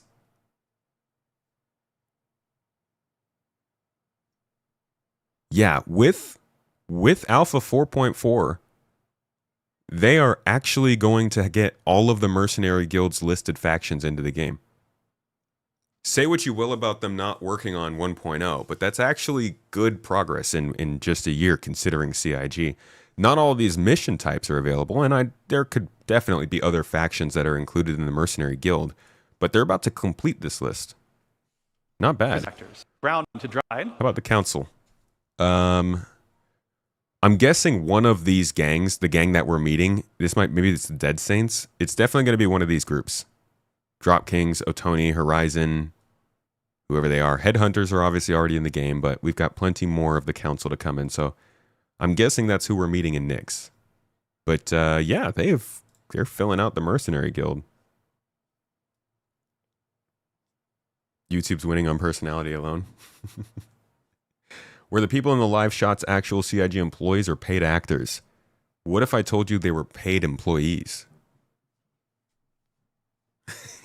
Is there a difference? As an employee, you're just going to do what's expected anyways. Not saying they're not excited to be there. I mean, it's fun to finally see the work that you've been doing get shown off, but they are actually, I wouldn't say they're paid to be there. We don't know that. That might have been off hours for them. Pretty sure it was like 6 on a Saturday, 6 p.m. Who knows though? Let's get back to it. With them a lot for doing various kind of military operations that they don't want to handle themselves. We didn't want players to be working directly For the Navy just doesn't call up random citizens and ask like, hey, if you're free, can you fly a helicopter? I guess as a player, when you can think about like, oh, where am I gonna be doing missions that are capital ship battles or large fleet scale stuff or military operations, that's all gonna come from Intersect Defense Solutions. Intersect That sounds like it's gonna be fun. The source of the illegal tech is in the NIC system and an old abandoned QV Planet Services logistics station that's come back online. So they want the players to figure out what's going on. So when you come out of Quantum and you start your approach vector to the objective, you'll be weaving through asteroids, going through the Glacian belt, and slowly the station will reveal itself. Now this is an old QV logistics station. It's pretty beat up, it's pretty derelict, but there's some points of interest that you'll spot as you go through. So the station itself shares design cues from old Pan Am stations found in Pyro. This architectural design found its way over to the NIC system as the system was being established, but you'll also see some additional design cues that QV planetary services were adding, so it's a nice transition architectural point. It's fairly skeletal in design. You'll see logistics yards and cargo yards, but also facilities pinned inside the asteroid, creating this network of facilities. You'll notice there's a Polaris near the main hub. It's not a normal Polaris. It's damaged, it's broken. It's not a standard corporate Polaris. So at this point, you should be asking yourself, who does this belong to? Away from the Polaris, you'll see struts leading to asteroid bases. Now these asteroid bases are locked, so you don't know exactly what's inside just yet. But all of this comes together to form the playground for the mission to take place. So not only is this facility unabandoned, but it's also under attack from a surprising but familiar foe.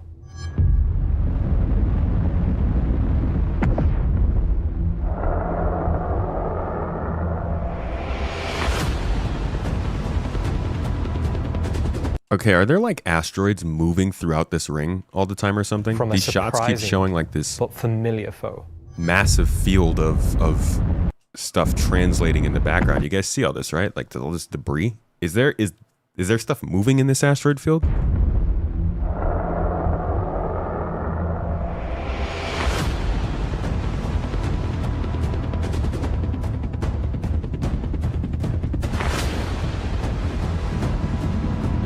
To be honest, this isn't surprising to us, but can you imagine being a person who jumps into this update and doesn't really watch any of the marketing and stuff and goes into Nyx and ends up fighting aliens without knowing that it's going to happen?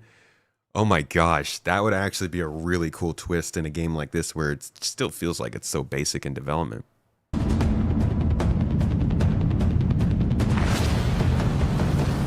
Yeah, these look like visual glitches because I'm seeing them go through the other asteroids in the background. It looks like almost these snowflakes glitched. You see them? They're just intersecting with the asteroids. Watch. Oh, I'm in the way. Watch out. Right here. You see this?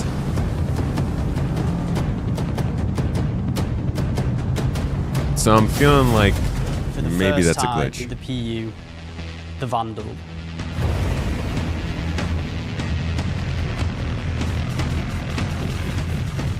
So the Vandal are a nomadic, very, very, very violent spacefaring race. They've been striking out against outposts and such in the Nyx system. They don't really know what they want, don't know why they're doing it, but it seems like whoever's running the station is really pissed them off. Vandal raiding parties have been rioting in the system, and they're unaffiliated to any clan. There's small groups coming in and picking at them. But as time goes on, those raids are getting bigger and more frequent. There'll be the scythes that you're familiar with, glaives and blades that we all know and hate, and a new craft for the PU, the Vandal Stinger. Just casually revealing new ships. Secret code for today, I'm not sure. You're gonna have to ping Mrs. T for that one. Contacted by some civilians on arrival asking you for help. So at this point, you have a choice. You can either bug out, mission over, or join the fight. This will be the first time you can just leave? since the PU launch that you'll be able to fight against Vandal aggressor ships. This fight will be intense. The player should be able to deal with them, but they will have to be prepared and they'll have to come back in to fight off this initial wave, and that won't be the end of it. After you fight off the Vandal ships, the mysterious inhabitants of the station invite you to come on board. Which Intersect sort of will encourage you to do because it'll help further their investigation against what's happening here, why these QV stations have come back online. You dock your ship, you board the station, and it turns out the inhabitants here have a real surprise for you. They also hate you. The player will be immediately ambushed. These guys are not your friends. Of course, it's not going to be easy because the people that are inhabiting the station are going to fight you every step of the way. The fight will be challenging, but this definitely will be the warm-up phase of Brother, this mission. what the heck kind of FPS movement is this, dude? They're in the middle of shooting, and this guy gets like they're shooting. They're actively shooting, and this guy's like, "I'm gonna move." Warm-up phase of this mission. This will be the players getting a sense of what exactly is going on there, who these new people are. They'll be in unfamiliar armor. They'll be wielding unfamiliar weapons. And we want you to get a sense that you are in a new place. That's such a little leak right there. They're going to have unfamiliar weapons. Immediately, you know the Space AK is going to make an appearance. In a new territory, fighting a new faction. So after you survive this initial ambush, you get back in touch with Intersect, and obviously the question is, who are these people? Why are they attacking? Why are the Vandal attacking them? At this point, there's more going on here than anyone thought. The directive from Intersect is to explore the station and collect as much information as you possibly can. Along the way, you're going to get to explore some new areas. It's not just the space station. There's the disabled capital ship. There's asteroid bases nearby with obvious installations there, other forces that the Vandal have been attacking. There's a debris field. Explore the locations in any order you want and try to find out who these people are and why the Vandal are after them. You'll find new clues. You'll find ways to solve the puzzle of what's going on at the space station and find out what kind of loot they have for you now that you beat them. And of course, this is a legally open station, so anything you find is yours to keep and sell, maybe even give to Wicklow.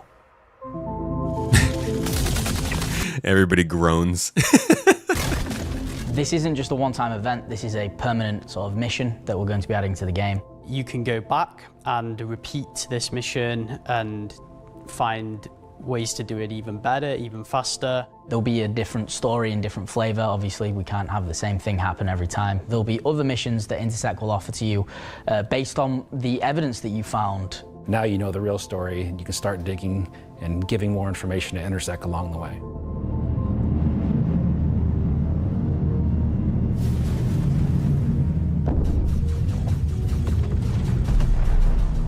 I'm super excited to finally see the Vandal in the PU. I'm excited to bring cool Vandal ship combat to SC. Players in the PU will now get to face down these awesome ships and get a taste of like we already have it in Arena Commander where you get to fight the Vandal swarm, and being able to do that in the PU is going to be, I think, a heck of a lot of fun. The ship looks cool, the Stinger. This marks a great milestone for us for not only pushing hard and adding great content this year, we're also being able to introduce the next star system and introducing the next landscape to tell new stories and add new gameplay beats into the ever-expanding universe. So we'll leave 4.4 there. If you're at one of the watch parties, please raise a toast to the great work that all the teams have been doing this year. And I'll be right back in just a few minutes to look ahead at some of the things coming in 2026. So that's 4.4 content. That's the event that's launching with Nyx next month when we get into the game.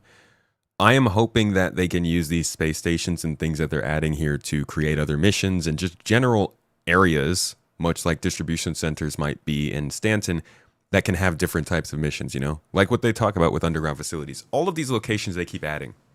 I am still waiting for them to very, very obviously start forming them into the other parts of the game.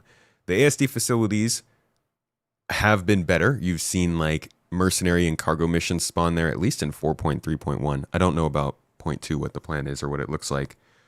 Or maybe it was just 4.3 that was the case. But I want all these places to still be locations in a sandbox. And I think that's what a lot of people are feeling when they say it feels like it's becoming more theme park than sandbox. They do talk about that needing to be the thing. They even kind of mention it here that they want to keep adding other more repeatable missions to these locations. But I want them to be places where you can just stumble upon and find things or trigger a storyline or a mission or get some loot without necessarily having to be drawn there, without having to trigger something or do something specific. We'll see how that goes, though, with 4.4. It's the first iteration of Nyx, really the one we've been expecting with the Levski and the Ring, but it is going to be missing the planets for now. So we're about to touch on that as something that's coming next year. But yeah, that's 4.4. You don't think anyone in good faith actually objects to the idea of a crafting system in SC? Huh. No, I think we all love the idea of crafting stuff. Why is the glaive $50 more than the stinger? I don't know. Because the glaive is cool guy ship.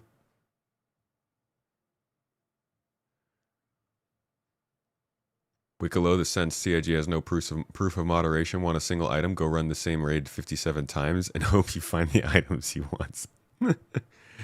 Wicklow is a demanding one. Wicklow's high maintenance. You're coming back to SC after a long break. Why don't we like Wicklow? It's just been, there have been problems with him. One was that, like, when you would go and turn stuff into him, what you got back would be determined by RNG. So you could just do all the work and then not get the thing that you wanted. They fixed that over the summer. So they made it so that you're actually getting the items that you want for the thing you want. It didn't make sense because they were like, oh yeah, it's testing for crafting. But then if it's testing for crafting, why is it RNG? It's clearly also an engine for content and keeping people busy and getting people to grind. But they've gone a bit far with it, with the requirements for it, with the fact that the things that you're doing to get those requirements don't always pay out enough for everybody to benefit. So you're running it for multiple people on the team multiple times. It can end up with you running the same thing 30 to 40 times. And I don't think that's necessarily a bad thing in a game. But in a vacuum, which Wicklow very much is in a vacuum right now, it's pretty bad. Every faction should have a representative like Wicklow, and all of those representatives should have things that take you weeks to months to unlock and things that take hours to days to unlock. They've just unfortunately only made one so far, and they've only made him pretty demanding. So we'll get there. I don't have any doubt that we will eventually get a better system around that, but this first iteration has been a little bit rough, I would say. Great idea. Implementation needs some work.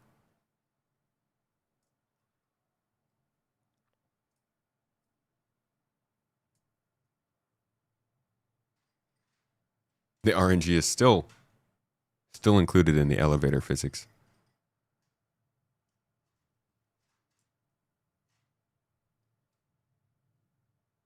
All right, shall we talk about Planet Tech, guys?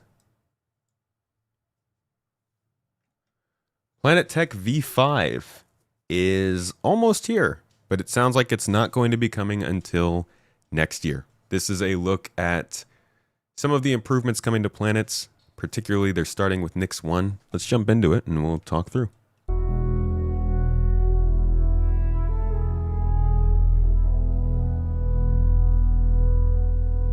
At Cloud Imperium Games, we believe art inspires the best technology. And through the development of that technology, it pushes us to create even better art. When Genesis comes to the persistent universe starting next year, it will change how you experience every world. And not just in the building of the new planets for the Nyx system. We will also go back through Stanton and Pyro and reimagine them through the lens of our technology. Previously, and more traditionally, we'd create slices of biomes, like deserts or forests. This approach moved us forwards and got us this far, but solving the scale was always tricky. And for Star Citizen, we like to do scale on another level. Issues like seeing tiling from our height maps from high altitude, or the unpredictable blending when two biomes connected, were common. But ultimately, things just never felt right. Our worlds were gorgeous, but to us, they still sometimes felt like interpretations. Now, this was a super hard problem, which we needed to solve at the scale Fastarcism requires. We challenged ourselves to emulate nature in the most believable way, and not just on a planetary scale, but to our level of detail.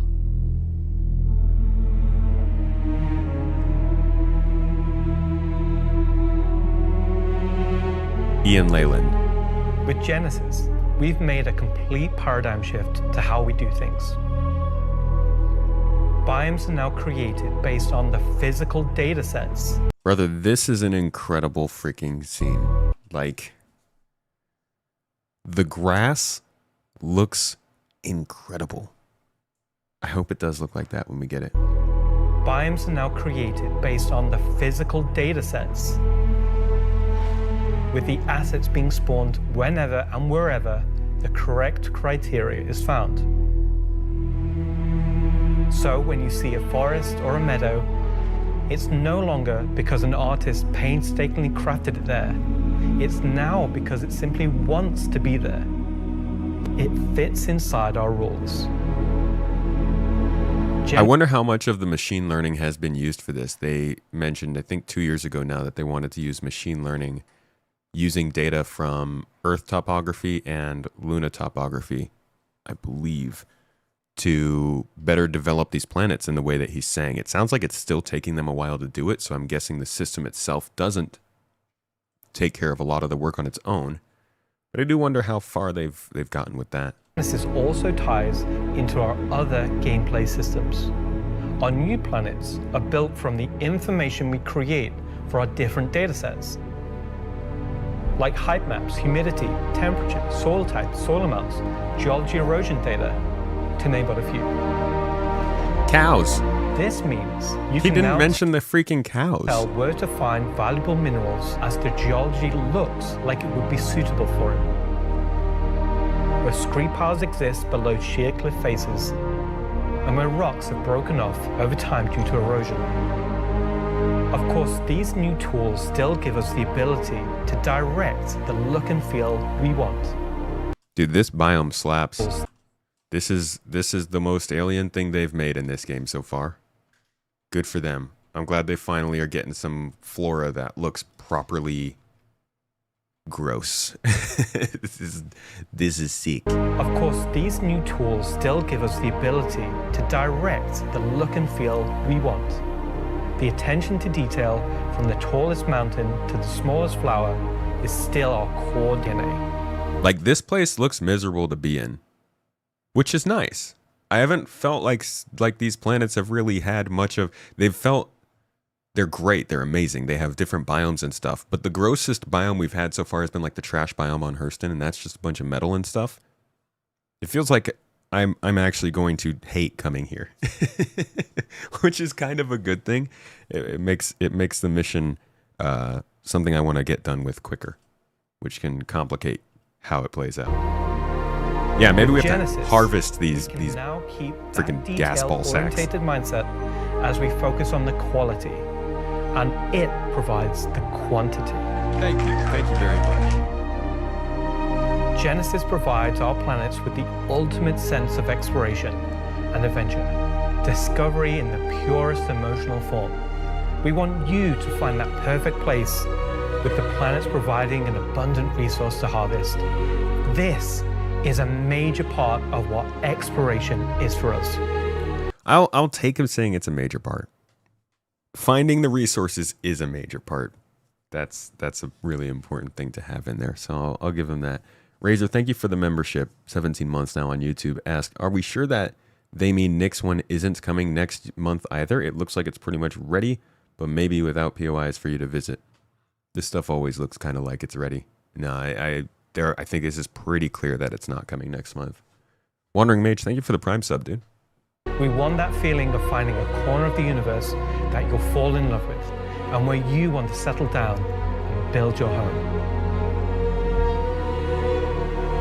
Now I'm going to hand you over to Will to go deeper into what we have built that allows Genesis to realize our vision. As a reminder, some of the visuals you'll see will evolve and change as we continue our technological development and hone in on the final look for Nyx. Thanks, Ian. So, in case it's not already clear, Genesis is our name for a group of technologies that are improving our ability to build worlds, refining those that we've already created, and ultimately expanding our persistent universe to the scale and quality that we all expect. I work on planet tech, so let's talk about how that's continued to evolve since our presentation last year. Planet and guy. instead of just highlighting some really cool biomes that we can create, It's going to get to the point where we're just calling Will Captain Planet. let's go ahead and show how all this work applies to the upcoming planets of Nyx. So there are 3 planets in Nyx.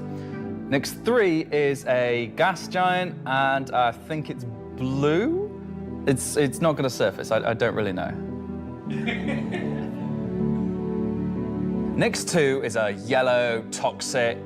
It's got like this high pressure atmosphere, and it's like a very volatile planet with high risk reward gameplay. It's gonna have some really interesting biomes for you to discover, but for now, just know it's gonna be dangerous, because today, we're gonna focus on what we consider to be the hero planet of this system. The hero! The change up here. They didn't spend much time explaining why this is no longer a derelict ball. At least I don't think they did. Let's see. Nyx 1 has got a rugged, remote beauty. It's got a diverse set of biomes, from weathered rocky mountain ranges to vast sweeping forests and grasslands. Brother! And from damp, expansive wetlands to claustrophobic, festering swamps. Dude. These core biome concepts give us a fantastic platform to hone our technology. In some cases, because the current tech couldn't do them at all, or because we want to completely step up our game for them. So, We literally just earlier this stream watched the old fire re-entrance visuals. It looks so much better now. Obviously it should, but that's a huge contrast. Let's approach this planet in much the same way that you, the player, will, from orbit. The orbit appearance of the planets going forward is far more tied to what is present on the surface. Previously, we had different data that drove the orbital and ground coloring. That's because the orbit was designed to look like vegetation that we'd place on the surface, and the ground coloring was trying to be a mix of soil, rock, and the organic compound coloring that forms the kind of colors there. I want to be clear with my expectations, at least. I do not think that everyone lives on Delamar. I just don't think they told us about the outposts here. If you listen to what they specifically say that Delamar Levski is the first social area they're adding in Nyx, but it is not the only one. I think there will be outposts on this planet. I think there will be other space station with people living on it. Levski is just the center of the system, mainly because it has all the industry, and it has been that center location for a long time because of the measure regime. So I wouldn't expect this to be a barren, perfect planet that you can go to and there's not going to be anything there. There will be conflict going on here, probably. There will be things to find, and there probably will be people. Coloring that forms the kind of colors there. Now the new fire might look more jank. I personally think it looks great. But the key difference here is that this fire, this is a system. This will change direction based on which way your ship is facing. If you flip your ship around and keep flying through atmosphere, the fire will calibrate and it will fly backwards on you. With that old sprite we were watching with the re-entry, I don't have it up. That was literally a sprite. If you flipped your ship around and kept flying at that same speed, it would show the fire on the front of your ship facing backwards. It wouldn't make sense. So it's not just the graphics here of why this fire is better. It's the fact that it actually conforms to the ship and works. The ground coloring was trying to be a mix of soil, rock, and the organic compound coloring that forms the kind of colors there. Now we author much more of the data in a unified way. When you look at Earth, you see blues and greens for ocean and vegetation, and brown or yellowy tones for sand and soil. We wanted to keep it as simple as that. The same set of textures and data that define the color of the soil, sand, and rock on the ground are used to create the orbital look. Another thing, I'm sorry. the lore reason for not using the planets was that the Mesa regime would have kind of killed them and wiped them out if they were in a easy to get to place, I guess. We then assess the presence of vegetation and competition between different species on each part of the planet and use that to blend in tones of green, including variations due to species health and the current season. This creates a far more complete image and allows you to identify features, geologies, and potential points of interest all the way from space. Yeah, so they have talked about this. Last year they were mentioning this would be how it was, and really this is not much of a big update from last year in terms of what they want to do. Last year is kind of like they showed us a showcase of the things they want to make. This year they're showing us the planet, the sort of test case where they're actually going to do it. So yeah, a lot of this is repeats of what we've already heard. It's just now being applied to an actual planet. Let's go down to the surface and start with something closer to what you're used to, but in a whole new light. Hey, what's up, Nerfly? Good to see you, dude. I hope you've been well. When we approached the surface of the planet, we wanted to start by focusing on just the soil and rock. One of the things that was missing from our terrain previously was simply feature complexity. Looking at our contemporaries, we lacked detail at the ground scale. To combat this, we've added a new layer of data. That layer is called the medium tiles. Okay, I kid you not, dude. I'm watching this happen, and I'm like, is this just a black bar going over the page? I freaking can't see the difference. Let me try that this. layer is called the medium tiles. Okay, I kind of see it now. There's like a little bit of it, like the detail goes away a little bit when the medium tiles are on, and it gets a little less contrasty. Tiles. There's like a lot less jitter in the detail of the rocks, I guess, is what I'm seeing. These are intelligently placed on top of the existing 4-kilometer terrain tiles based on slope, soil type, and other erosion data. And these medium tiles don't just create height changes, they also bring in local erosion data both for soil and bedrock size values. Okay, so in this screen, they are changing height map data and erosion data. So yeah, I could definitely see how the erosion is different. I guess it takes away some of that detail because it's simply becoming more accurate. It's not necessarily becoming more detailed. It's becoming more realistic based on what the data in that area would be. Interesting.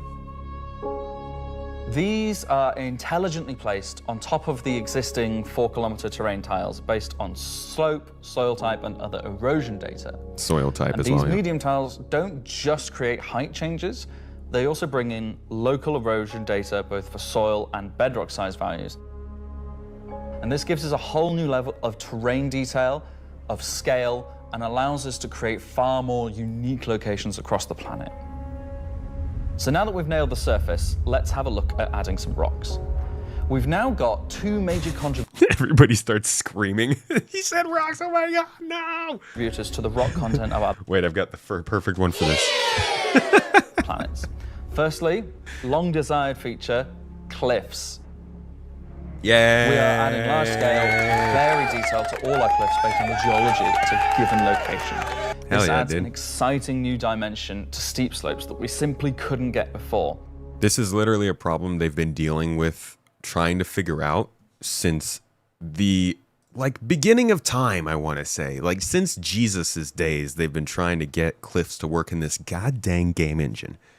We could probably fly back to like around the verse in 2018 and find them talking about how difficult it is to make vertical surfaces and how they're trying to make canyons and riverbeds, and it's not quite working out the way that they wanted to. Let's see. I'm not going to take too long on this.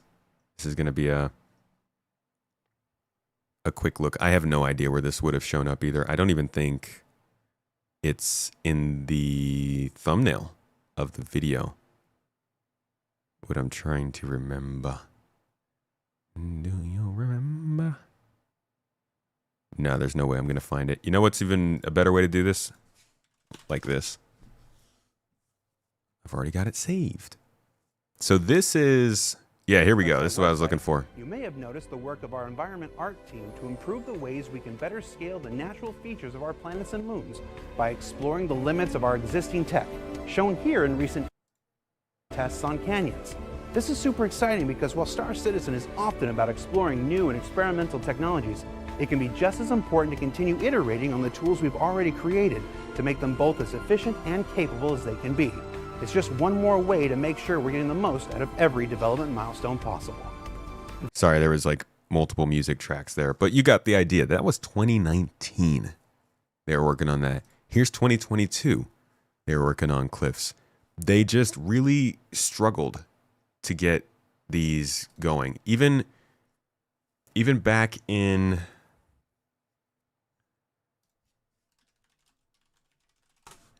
even as they told us about these advancements, like they would walk us through how this all worked. The scale, and they would regularly tell us like about how almost- it was just not possible to make a huge vertical differential between two locations because of the way that this tech worked. Right, and change the entire biome and object scattering that we have on this specific area. And yeah, this is how we go about the creation of height maps. Basically, these procedures, these workflows, going back and forth, validating in substance, validating. It really made for a bad graphical experience when you would try and stretch the ground over a vertical distance change if the system couldn't handle it. And because CryEngine obviously was not really made to render full planets, it wasn't like they were trying to make huge cliff sides and peaking mountains. So they've had to figure it out themselves, but I'm glad they did because this looks great. Very detailed to all our cliffs based on the geology at a given location. This adds an exciting new dimension to steep slopes that we simply couldn't get before. The second is a big one for you ground vehicle enthusiasts. Rocks are now found not scattered everywhere, like spilt popcorn at the cinema, but only in places you'd expect to find them, thanks to a brand new rock scattering algorithm that isn't annoying as hell. Using physical data generated for each large and medium tile, now rock distribution makes sense and has a physical basis. So I'm going to be doing all my driving down here. Not going anywhere near these mountains. So if you're still crashing into them after this comes out, that's on you. Okay, see now, look at this. Doesn't that look like a mineable? That looks like a way better integrated mineable than what we normally get. I'm not trying to read too much into it, but listen to these next words they says. The rock assets themselves have had a glow up too. We now create rock sets related to a particular geology that look like they originated from the same source. And this ties into how we'll be distributing minables in much more interesting ways too. So like, he says that, we see these different rocks. They also mention that there are going to be updates to mining with the addition of Nyx. And oh man, like, I'm sorry guys, I'm sorry, pull me away from the edge, please.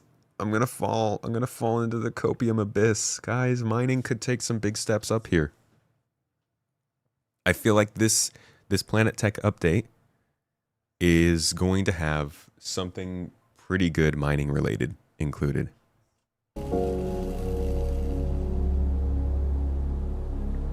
So now that our base terrain and rock scattering looks good, let's add some vegetations and explore some it's right there. Feels like additional biomes.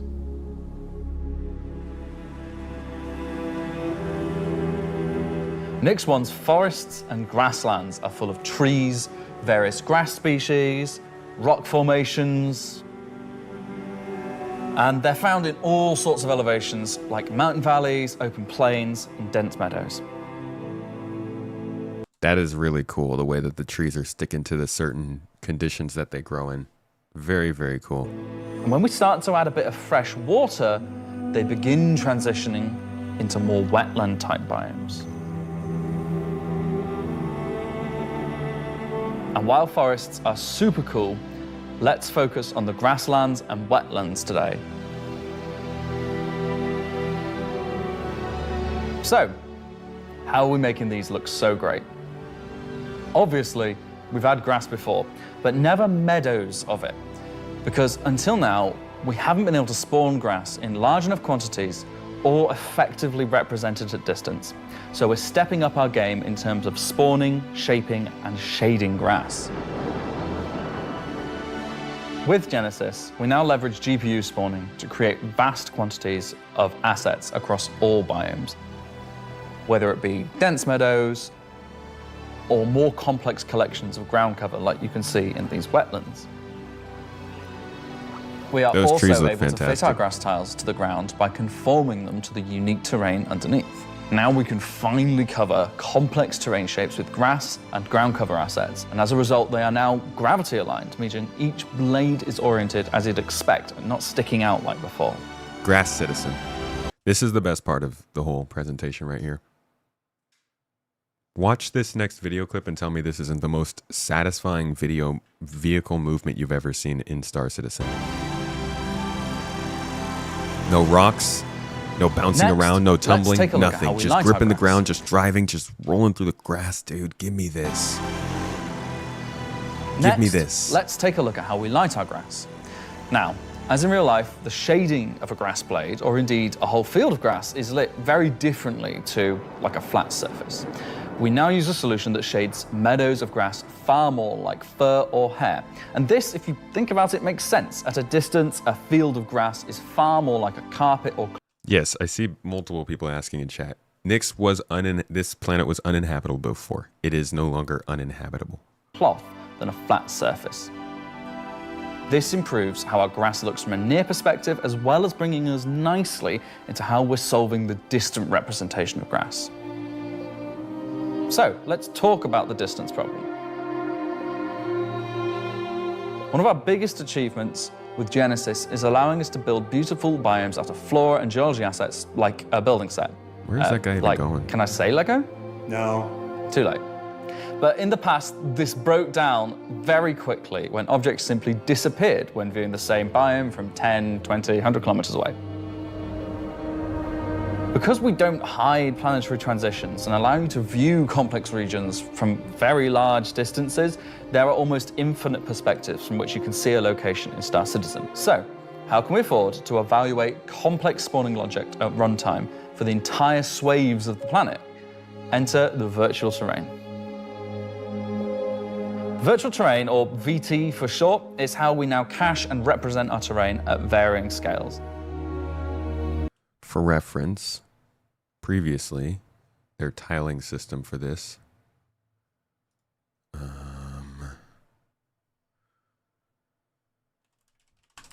I think this might pull it up. Looked like this. This was their height map tiling system. They would basically have these tiles and they would mix and match them and make different sets all across a planet's surface. Now, it looks like they have a system that allows them to kind of maybe resize or re-optimize themselves based on distance. This has been the enabler for all of the lovely advances in terrain complexity and asset spawning we've shown so far. And it's also how we now evaluate and represent vegetation from a distance. When creating Similar to the water VT system, for yeah. each part of the terrain, we assess if vegetation has covered the ground, and if so, what shading should be applied. For all of our biomes, we're now able to use the same shading model for the distant representation as the close-up asset, whether that's our lovely rolling hills, some more dramatic rockscapes,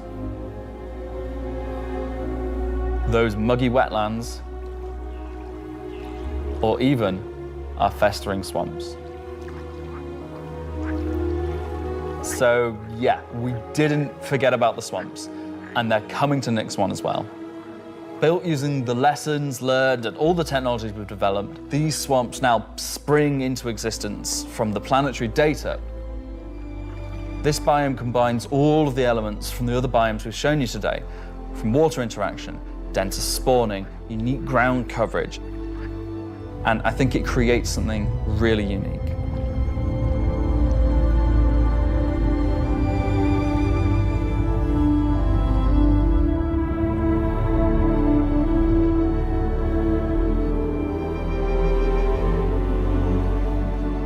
Anyway, That's our update on the Planet Tech portion of Genesis and how we're using it right now to sculpt the identity of Nix1. And I hope you're as excited as we are to explore this and everything we haven't shared yet next year. So that's Planet Tech. And like you said, Genesis is now inspiring everyone here to create planets of the quality and believability we've always strived for. It's an interesting little feature. It looks almost like a gigantic gash in the planet right here, possibly. And it does look like the clouds are forming around the mountains in it too. So this might be an actual planetary feature they're just not talking about. We'll see. A meeting of technology and art that I truly believe the thing on the horizon shared yet next year. This? I think that's just the light hitting the clouds. That's the line of how far the light's going. So yeah, that's the Planet Tech so far. That's the Genesis update we're getting. Remember, if you go back to last year's CitizenCon, there are plenty of parts to Genesis. This is just the first one. So this is phase 1. They're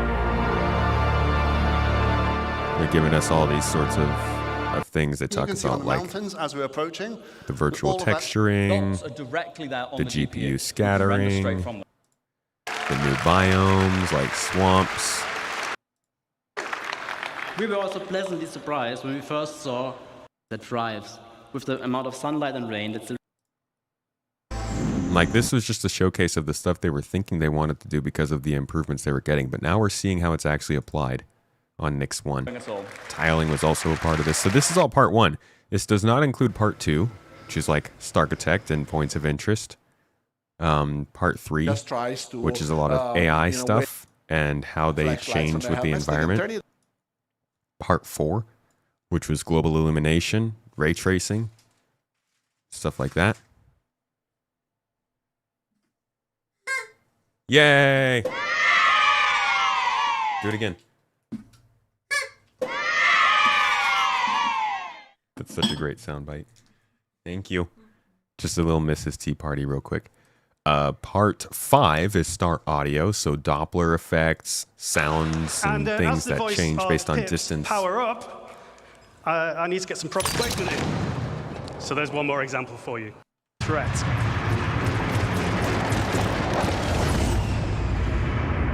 It's not flybys, explosions, sound waves. One more.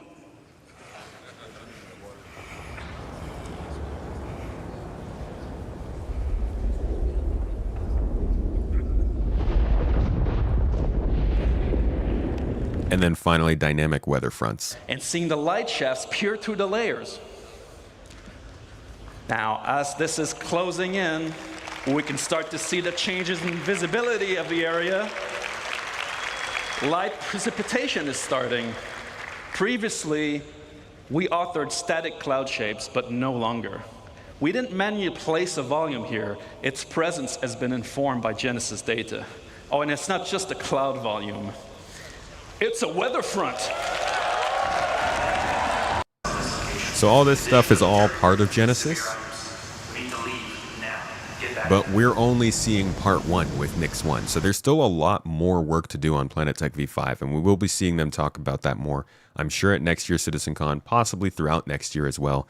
And that team's just always getting ahead. They're always moving forward. And as they probably detail and build Castra, they'll probably work in some more of those changes and so on and so forth. But this is Genesis part 1, Nix1. Obviously, it's now habitable when it wasn't before. They've got some splaining to do, but that should be here next year. You hope to hear something about how the old planets will get refactored and refreshed after 42 drops.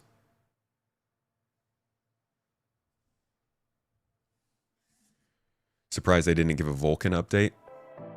There are quite a few things that they didn't give updates on that are a little suspicious.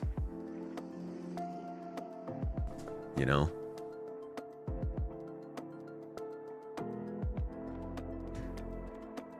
Year 13 working on texturing an environment for a game based on planets in space. To be honest, I think it makes way more sense to actually get the texturing and environment stuff done later than earlier. Imagine if they hadn't gotten the flight model figured out and they were working on all these planets. Oh! But yeah, no, I do think that they need to be updating this stuff in parallel.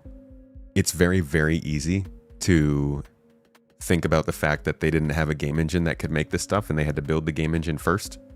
It's literally like when Unreal Engine 5 became Unreal Engine 5 instead of Unreal Engine 4. You don't look at the team behind Unreal Engine and say, you spent 23 years on this game engine, now you're just getting Blades of Grass working. It's just an addition onto another iteration of the same game engine. And at some point, it'll happen again. It's the way it be. But I'm just glad they can finally render this stuff and get it working on the GPU instead of the CPU. You hope that they are careful with instancing, keep it away from the outer world. The overworld buildings, interiors, and deep space are fine. Agreed. I agree heavily with that. What if Nyx 1 is actually not Nyx 1, but rather is one of Castra's or Terra's planets, and once they get Genesis done, they will refactor Nyx 1 and move this planet into Castra? That would be great. That would be cool, but I don't know. I don't feel like they're gonna do that. I think they're just gonna say, it's there. We're just gonna change the idea.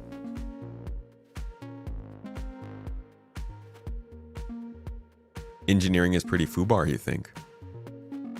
You think it's just not working? Missing updates, that makes us sus. Oh, I plan on it. Yeah, I'm gonna do a video about the stuff we didn't hear about at CitizenCon and where it might be.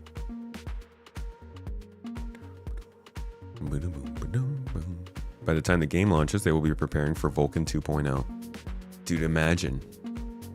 What even would Vulkan 2.0 be like? Who decides? Is Vulkan... Vulkan's like open source. Who decides how Vulkan moves forward as an API? Is there some kind of consortium?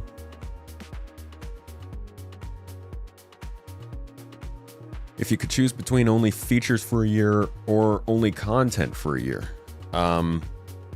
I mean, I would choose only features, but they were doing that for a while and they didn't do great. At this point, I think they're more competent and they could do better with it. So I mean, I would choose features only per year, but I feel like that's just because that's what I'm obsessed with.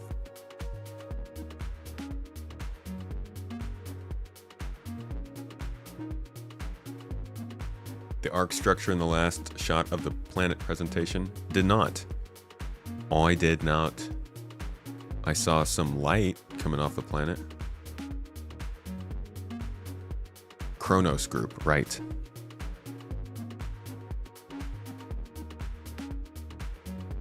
I don't see an arc structure. A meeting of technology we've always strived for. There's a star in the background. Am I going to go over crafting? I think we have time for that, yeah.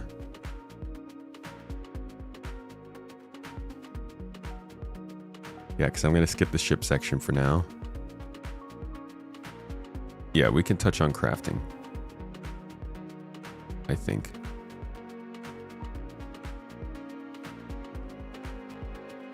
Maybe they'll have planets in the system when Nyx launches, but we can't go to them due to the restricted area or planet shield. They will be dangerous planets.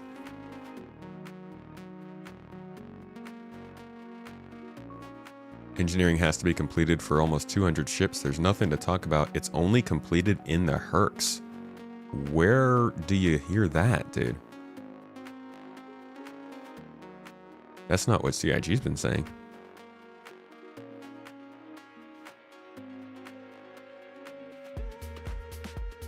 Oh, OpenGL is part of it too, right? Wasn't there an info drop that said there's a small company in SC that's learned how to terraform planets that were already terraformed but poorly? Maybe that's the lore reason. Maybe they might do that. They dropped that little hint in the loading screen, so it's possible that they go with that for Nyx. If they're releasing Nyx incomplete, why not release Castra to add the correct jump point path? It just needs to start jump points and Port Olisar. There's not much reason. It's still 3 jump points, 3 paths. I don't think they need people to fly through Castra. The last shot from the surface. Oh yeah, there's like a crashed space station looking thing on the surface. I forgot about that. Yeah, back here.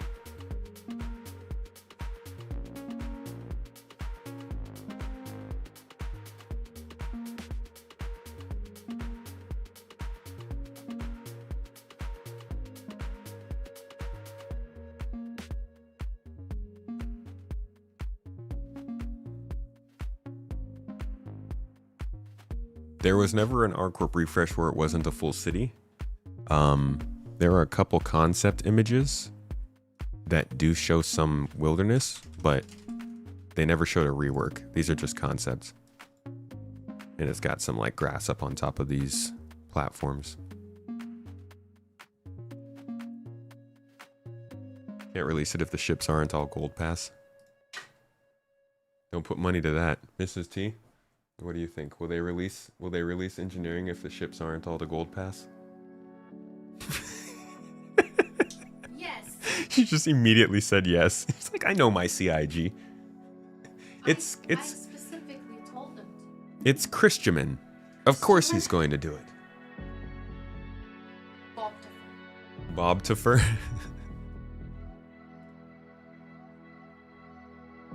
Yeah, I think they'll actually probably do that.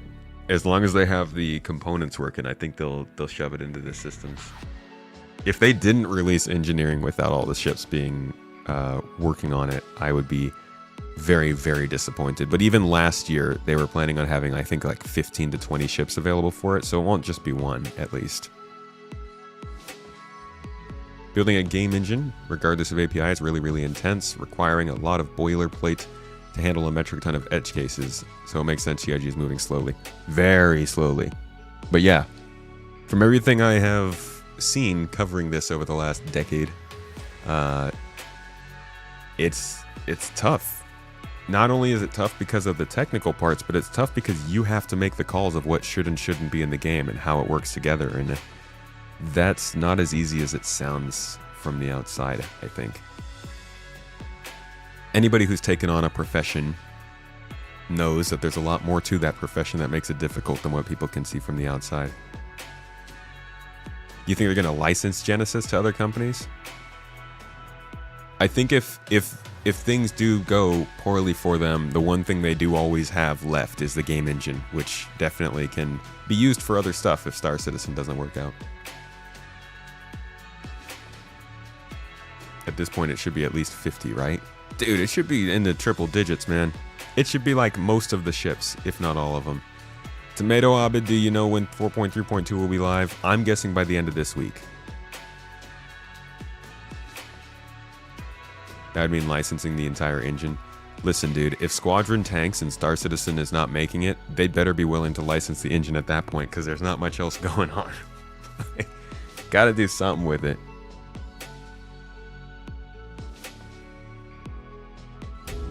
As you can All right, let's listen to them talk about this other addition that they are adding in set all worlds Interstellar apart Cargo. from anything we've done before. And with that said, let's move on to a little travel between systems, literally. So this is big.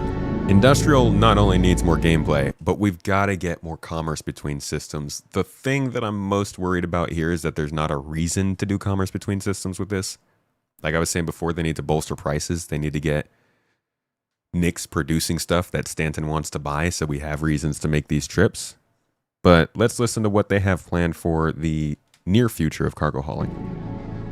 Up until now, our mission system has been specific to the star system you're in, meaning a Stanton mission has to take place in the Stanton system, and a Pyro mission has to take place there. We've never been able to link these together, but with the introduction of our third star system, it's time for this to change. And that begins with the introduction of interstellar cargo. What are you talking about today? System-to-system hauling missions. Hauling is back. No one said hauling was gone. He doesn't even play the game? These are exactly what they say on the tin. Missions where you're going to start in, say, Stanton and end in Nix, taking various volumes of cargo between the stations. So there'll be high volumes of cargo that kind of fulfill the purpose for the Hull C and the other series of Hull ships. And there'll be a few sort of more direct routes. So you might pick up some cargo from Ruin Station in Pyro and go through the jump point to Stanton and drop it off there at one of the LEOs. So if you've never sort of experienced the jump point or going through it, these missions will require you to. I feel like the flow should be Nyx to Stanton, Stanton to Pyro. Would Pyro really be the place where they're shipping back Hull C's worth of stuff? I guess if you got good mining out there. They're no way limited. You can do them in any sort of ship you want, any size of ship. I'll be doing them in my Drake cutter myself, between Stanton and Nyx. Just a Drake cutter? I've got a few ships, but the Drake cutter is really cute, so. One thing that we're looking to add with these interstellar missions is scripted combat encounters where you can be attacked by NPC ships. Maybe the mission giver has tipped off some pirates who are looking to get a hold of that cargo, as well as express missions, which means the deadline timers that you're used to in the regular hauling missions might get really tight and you've got to learn to be very fast. All right. So this, I think, lands a little bit in contrast to their ideas behind probability volumes and quantum. Let's touch on that real quick.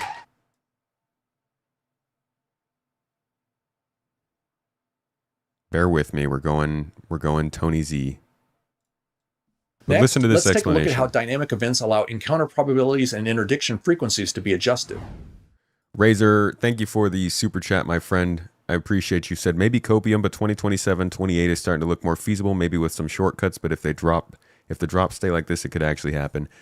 Avoid the shortcuts, please. This is the probability volume around Port Olisar. You can see that piracy, the red curve, and security, the blue, are inversely related. All things being equal, if you increase the amount of security, you'll get less piracy and vice versa. Security tends to congregate closer to the landing facilities and dissipate as you get farther out, and thus piracy tends to gradually increase with distance. The likelihood of an encounter is represented by the height of the curve at that distance. Notice that the chances of running into a freighter, the green curve, is pretty much constant because once a ship has decided to make the journey to or from Port Olisar, it's committed. They've already decided whether or not the risk is worth the reward of traveling the full route. I'm now going to activate the lockdown phase of this event, which is going to crank up the amount of piracy in the selected area and overwhelm security. The red curve, piracy, now has a much larger average height, equating to an increased encounter probability, and because pirates now greatly outnumber security, the curve pushes in much closer to the landing zone. The criminals are emboldened because there's no longer sufficient security to deter them. The blue curve, security, looks identical, although quantum will, over time, start adjusting the economic levers to gradually increase the amount of security to combat the threat by offering greater rewards. Increased piracy has had an immediate impact, though, on freighter traffic, which has dropped precipitously. This means that the local economy will start to seize up. They won't be able to import food, medicine, fuel, or whatever else they need, and they won't be able to export whatever goods and services they produce. All of these knock-on effects are only possible because designers will now be able to nudge the economic gears in proper systemic fashion. Let's test one of these knock-on effects. Now that we've adjusted the encounter probabilities, let's see what that does to quantum travel in the area. I'm going to once again bring up a game client, this time so that we can watch an Avenger Titan jumping to Port Olisar. This is a short jump and the chances of interdiction would typically be very slim. Now that we've injected a much larger pirate presence around that location, however, that's no longer the case. We got ejected from our jump as soon as we got within range of those elevated pirate probabilities, which means that getting to Port Olisar just got a lot more difficult and time-consuming, and will remain that way until the threat is addressed. We're now to the point where we can allow programmatic modification of these data structures, and Quantum will soon start adjusting these automatically, so that all sorts of things within the universe start to ebb and flow. What all of this really means is that, even when you know that you can buy medical supplies dirt cheap at one location and sell them for a hefty profit at another, we can finally start to adjust some of the systemic elements to justify the disparity. In short, if you wanted to take advantage of Port Olisar's elevated prices right now, you'd have to fly the last mile at conventional speeds and we'll probably see quite a bit of combat. That's going to drive up how long it takes you to make the run. You're probably going to burn quite a bit more ammo and require more repairs than would otherwise be the case. And you might want to think about recruiting some armed escorts to help you through the dangerous areas. Once the risk abates, once players in Quanta have dispatched enough of the pirates so that travel within this area returns to normal, you'll be able to much more easily deliver medical supplies to Port Olisar, but of course that increase in supply will quickly shrink the price differential. Now let's take a look at how each server can host part of a larger event while the things that really matter can remain synchronized. I'm going to enable the war phase by calling... All right, so we don't have to listen to all of that part of it. Now, if we go to the roadmap, I believe if I look up space-based missions, environmental space missions, we'll read here. The implementation of these missions and scenarios are ones that players will encounter as they wander around an area of space. The missions will appear based on probability volumes that the player is currently in. This was added, I believe, in Alpha 3.18, if I'm not mistaken.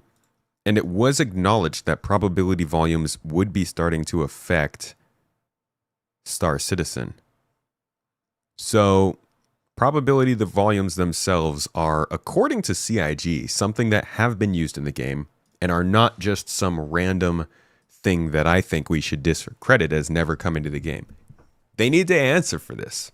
Okay, they need to explain how are probability volumes being used in these scenarios that are so close, I think, to the cargo hauling missions that they're setting up here. Because in this one, they're saying these are going to be scripted events. They might be scripted. Maybe the mission giver has tipped off comet encounters where you can be attacked with these interstellar missions is scripted comet encounters where you can be attacked by NPC ships. These might be driven by probability volumes. We don't really know, but I think it is a bit of a missing link that stuff doesn't get talked about in terms of the simulation behind these things, because Star Sim is still a thing. All of this stuff is gone, just forget about it. I mean, the whole entire point of what I do is not forgetting about things that have been said, so you can tell all the other YouTubers to forget about it, but I'm gonna make sure you guys still at least have some record of the things that have been said and how those could possibly be fitting into or affecting the way we're getting deliveries. I think that we should not forget these things. We should push CIG, and we should try to keep the conversation up on a simulated verse that actually makes sense around us, that actually does the things that we would expect when an area gets more dangerous or less dangerous. If we're going to have high and low security areas in different star systems, all this stuff is relevant. So I'm hoping that we do at some point get a mention, at least, of how these things factor into Star Sim and the game overall. It's I think that's a really important part of being able to make interstellar missions and contracts and stuff. As well as express missions, which means the deadline timers that you're used to in the regular hauling missions might get really tight, and you've got to learn to be very fast. All of the love and care that has gone into hauling missions so far, with the logistical network and making sure they make sense within the themes of the systems, just as much love has gone into the interstellar missions we're making now. I hope so. I'm really satisfied we're getting these missions. We said we were going to build out the Nix system right in front of you after 4.4 launches next month, and why we want to keep as much of what we're doing behind closed doors so you can discover it for yourself, in-game and on your own. We still are excited to share with you a brief look at one of our up-and-coming locations we're calling Rockcracker. All right, so this is going to be something we review later. I'm actually going to move over to crafting. We'll hit this up in part 2. But yeah, I think interstellar cargo routes are really good and cool and fun times. There's actually this really cool infographic they released to kind of show this stuff when the Hull C came out. Do I not have it saved? Economy. Really? I don't... No way. There's no way I don't have it saved on here. It's not even that old of a picture. But it shows kind of how they picture the cargo routes going in a game that has multiple different types of cargo and volumes that you would ship and locations that you would have to go to. Maybe it's not on here. Huh. Could have sworn I've got the picture somewhere, but I guess it's not in this folder, which is where I save all my pictures. For shame. Let's move on to crafting.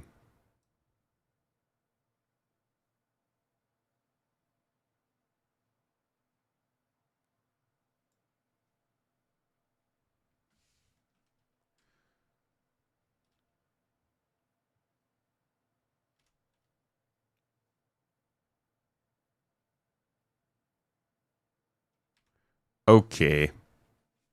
Will I try to chew this off camera? We sure can. Roll, BT. It's good plan. I scrolled past it. My biggity bad. Either way. Oh, was I recording that whole time? What just happened? Ooh. Crafting.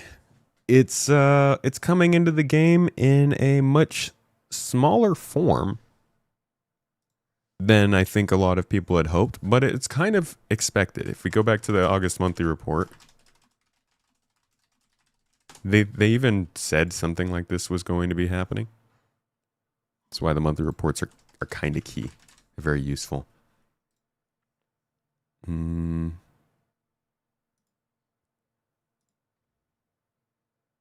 No, August was getting a first playable prototype working. Man, is it September? Was it September report? No, that was just last week. It must have been the July report.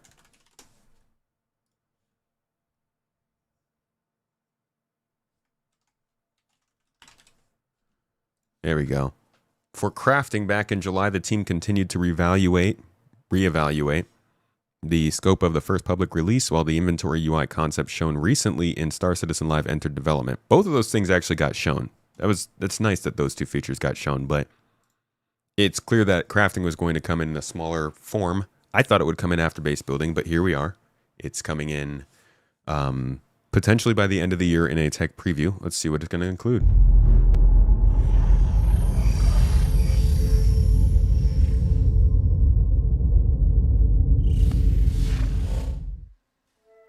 Star Citizen, at its heart, will always be an enormous sandbox experience where you can set out to tackle the universe in whatever ways you want. But that doesn't mean we can't shape parts of the universe here and there to better suit our needs. That goes for both you and us. Let's start this part of the show with a look at how crafting is going to change everything from resource gathering, refining, and even combat when it comes online in the next few months. First version of crafting. I'm going to keep that in mind.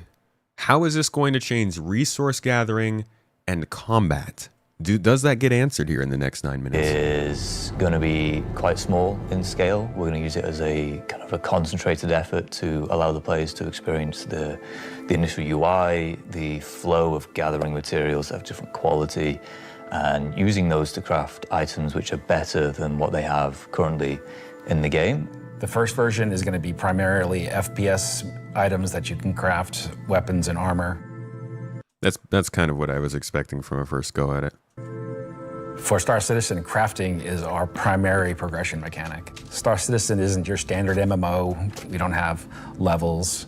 We have ships, we have gear, we have things that you create in the world, you perfect, you research, you improve.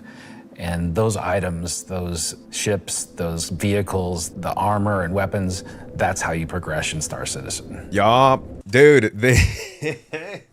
He's literally laying out why people were so angry about the blades going on the store. The ships are part of the progression, and that's I think that's a negative. That's a poison that people have accepted had to be done for this game. But like he says, the armor, the weapons, the components, that's a lot of the progression of the game. And specifically for ships, components are a huge part of that progression. And I think literally as he's saying it here, that's the thing that people care about earning in the game.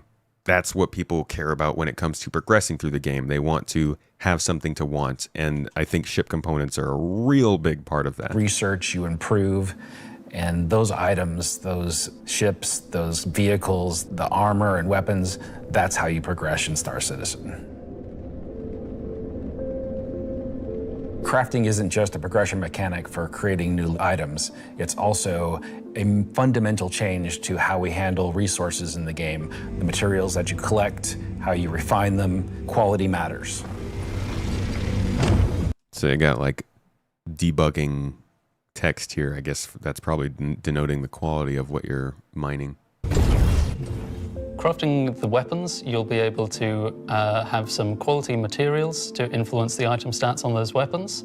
It'll be somewhat random, potentially weighted on the location of the material. Some will have a higher chance of higher quality. And once you take those materials to your crafting bench, the fabricator, you can use them to craft. Surprise first look at the taser. I think that's one of our first non-lethal weapons to come into the game. And the different attributes will be increased based on the quality of the materials you use. It's not just iron ore anymore, it's iron ore of the quality that you know will get you the stats for the item that you desire. And it's not just mining, it's essentially every resource we... This doesn't really show too much other than the fact that everything's being recognized up in the top left-hand corner. There's a quality tab there, but we can't see what it's actually reading. Can get our hands on. To support this, we also need major changes to inventory so that all of these new resources that you collect. There it is. So that's what I was talking about earlier. We got the inventory concept like 2 months ago. I was actually pretty surprised to see it get to this point that quickly. Doesn't look as good, obviously, concept versus in-game, but this is the unfinished sort of... I'm just surprised that they got something functional this quickly. Like when we see concept art, especially UI concept art from CIG, I'm like, oh yeah, years. Freaking years away. So I'm glad that they've got this working. I'm also glad that they dropped just a little bit of a teaser in here to let us get eyes on to the fact that they do have something working. And I look forward to seeing how this goes to continue. I wonder how quickly this might make it to the game. Collecting, you can see what you have, you can order it better, you can understand what you have in your inventory. Still not super excited about the third-person inventory, but that's that. New refining crafting system yet. We'll be using the existing ones. Those will pass the quality through into the refined materials, which you can then take to your crafting machine and start making your personal items. Once you have your blueprint and your quality materials that you've refined, then you can put them together on the item fabric. So you can see some gameplay modifiers here that you're getting from crafting the material. You're getting damage mitigation up 15%, but you do have to obviously use a couple other ingredients to make it. It takes time to craft. There's a couple things here in the debug software. Most important thing I think we're getting from this is just the confirmation, like he said, that if you have a good explorer who can find the best quality materials, that good explorer, the benefit of having that person is going to roll over to the miner who then mines the good quality materials, who then hands that benefit over to the refiner who refines the good quality materials, and then finally the crafter who can make something more exceptional because of the good quality materials the explorer found. And if the right people in that chain who can do the best of their job, you can reliably and consistently make the best stuff.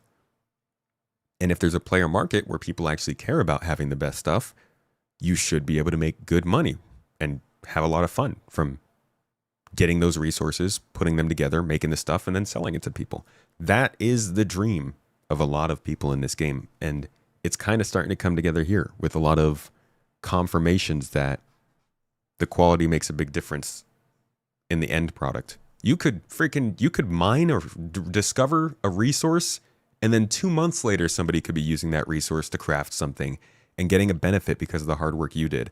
I love that. That's a really cool part of a game. I think it's one of the coolest parts of the Death Stranding series. And I like that just in general when it comes to multiplayer stuff. Fabricator. This will be pretty much what we showed in last year's CitizenCon, with the UI letting you assign your quality resources to different aspects of the item. Once you're happy with what you see on the preview, you'll be able to click to craft, and it'll get queued up, and your result will be produced sometime later. You'll be able to get the new crafting machine from shops in most landing zones. You'll be able to bring it up on your freight elevator and use it in your personal hangar, or tractor beam it around and stick it on a ship if you want to use it from there. Yeah, they've There'll talked be about farming. A small amount of blueprints you get credited to your account just to test and mess around, but the vast majority of them will be earned through missions, and then you can use that blueprint to craft the item that it is that you've got the blueprint for. So it should be a good reason to go and test all the different various missions in the game. And if you're the only person who has that blueprint in the whole star system, then you've got an advantage. I mean, finding valuable blueprints is going to be huge. You can only use a blueprint once, I believe. Once you get it and apply it to your character, it's applied to your character. So you get a value to your character for finding and using that stuff, and it allows you to be a master crafter compared to other people. The advantage of crafting your own items is that they'll be better than anything that you could buy from shops. You'll be able to increase and improve item stats that are relevant to your gameplay. Maybe a gun will shoot faster, maybe it'll do some more damage, or your armor will have greater resistances against environmental effects or incoming fire. I just want those kinds of little tweaks and stuff that we do to actually make sense based on the material you're getting. Like, if I'm able to use a higher quality material on my weapon, I would hope that then that weapon it takes longer to break, right? If it can give me I don't know, more accuracy because the stock is longer. Like, it always making it make a little bit of sense based on what you're adding to the item you're crafting or upgrading goes a long way, in my opinion. You might be wondering, what about the upgrade and research? That will be coming in a subsequent release. Yeah, this definitely ties into exploration. Initial scope for crafting. It's going to be so valuable for us as devs to kind of get the metrics in, get the feedback in, because then we can make the changes that, they only become obvious, so to speak, when you have kind of mass amounts of data and mass amounts of users using it. So I'm very excited to get it out in the wild. It's our intention to get crafting out on tech preview by the end of the year and get the testing we need so we can release it when it's ready. Dude, I hope. So that's one way you'll be crafting your own experiences in the Star Citizen universe.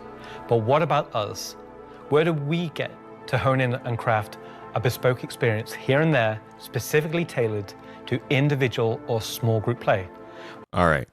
So from there, he's going to talk about some instancing, but I wanted to wrap things up today talking about this crafting because it's pretty important. A lot of people, I think, are going to be taking part in this. This is the kind of thing that really, at some point, everybody does to some extent, whether you're crafting like a med pen or something on the go. But it obviously also has to be deep enough that people can do this end game kind of stuff. Go find the best resources, do all the craziest research and upgrading and blueprint hoarding. So we'll have to see just how much this scales from the most beginner of players to the end game sweaty crafters out there. But it sounds like an interesting system, and I think the blueprint system is going to make it a lot better for people who want that player market. But the release of Nyx is going to be real telling. I think we ultimately need to see some very good distribution of quality levels and materials in Nyx that want to be sold in Stanton. And obviously that will also give us the chance to do some better crafting. I don't think this will come anytime soon after the tech preview. I'm betting they're going to drop this into the tech preview, give us a couple weeks to test it, maybe a few days off and on. And then we probably won't see it for a few months as they balance it and try to come back with a more finished version. But yeah, that is a very consequential addition to the game and what it's looking like so far. Give it 2 months. We'll see if the testing comes in. We'll judge it when we get our hands on it. For now, it sounds like an interesting system that's coming in fairly, it's low key. But this could be a huge moment for a lot of people, a lot of industrial folks. This is really where their game generally surrounds. Mining, refining, collecting, logistics, crafting. I know our org is big on it, and a lot of people are excited for it. So we'll keep a very close eye on this one over the next couple months. Thanks for checking it out. You bet the majority of the good stuff is locked behind a rock cracker. Oh, God, I hope not. I mean, I hope there's some unique stuff in there, but they definitely need to have stuff just floating around in the bell.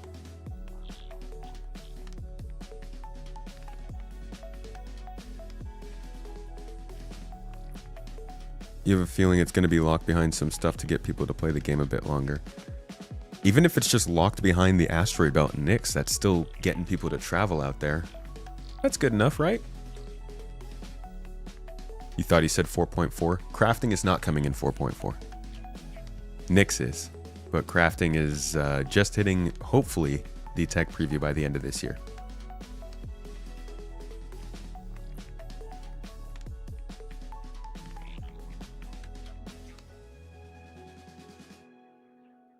Basing progression off of crafting seems questionable.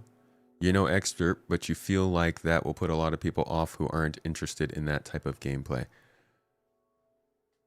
Absolutely. I think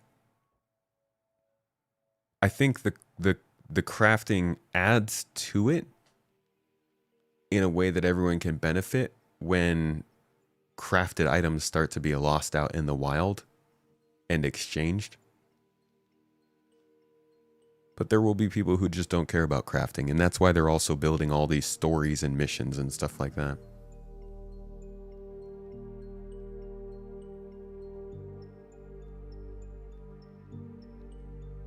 They're going to lock basic crafting materials behind worm boss fights and PvP zones. I mean, come on, man. Particulars, possibly, but you think they're going to lock basic crafting materials behind boss fights? We're talking about iron, gold, carbon. These are the sorts of things you would use to just make like a little med pen. I think we'll be able to find those out in the wild.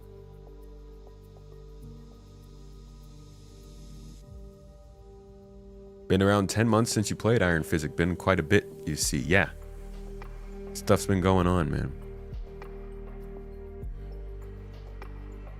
You can do other gameplay and just buy the good stuff of people who are into crafting. Yep. Or find stuff in loot boxes and things out in the ground.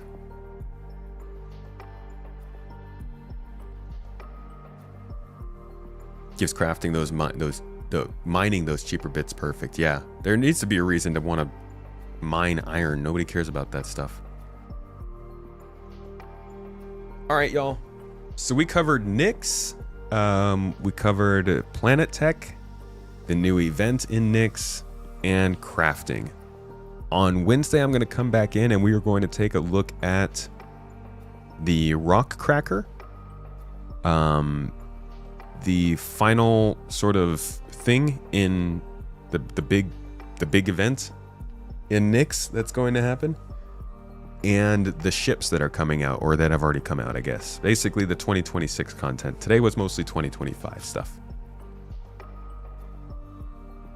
I hope you guys enjoyed this little review of CitizenCon. Like I said, I'll be having a talk in a couple hours here with Luke Stevens about Star Citizen in general. I know plenty of people got thoughts about his content. If you'd like to put something in chat to keep in mind when I'm going into that, I will do my best.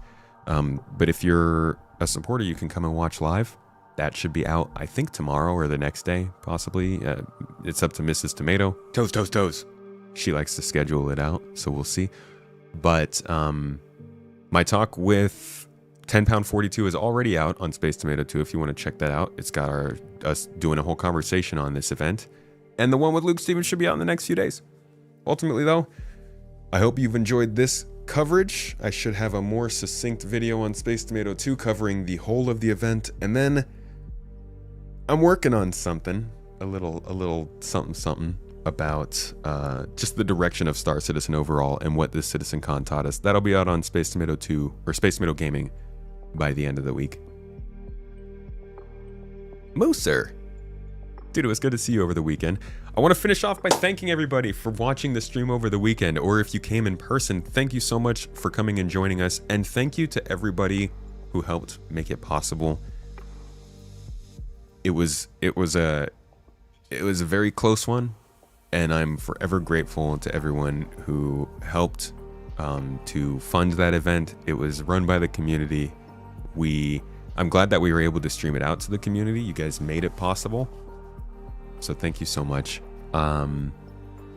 Hopefully we can get some video clips together to show you guys just how much fun it was. But if you were here live, you probably heard all the laughs and stuff. Why is Luke so negative about SC? I wish he was a bit more understanding. I think he just hasn't played.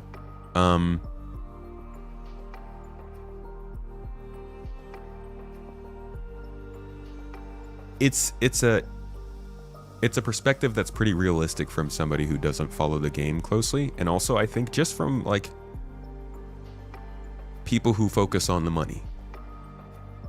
If you focus on the monetization of this game, it's real easy to be negative. I think there's plenty of negative aspects of how this game has been monetized. He doesn't talk too much about the development or the features or the content that's going on, so it's just not as much of that kind of stuff to discuss. But that's why, you know, we come on the podcast. We did it last year. We'll do it this year.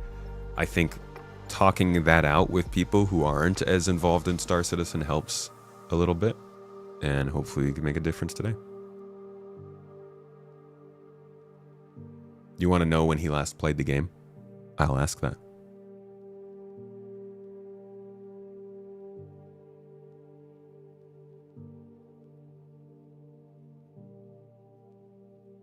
But devs need slushies. I mean, devs need all kinds of stuff.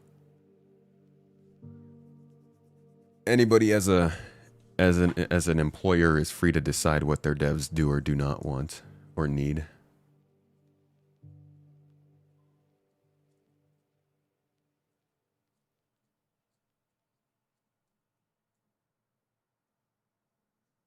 Hey, thank you, Emilio. Appreciate you. B5 guy. Much love, Melandor. Y'all are great. Hope you enjoyed today. Hope you have a good day. Go get yourselves something yummy to eat, guys.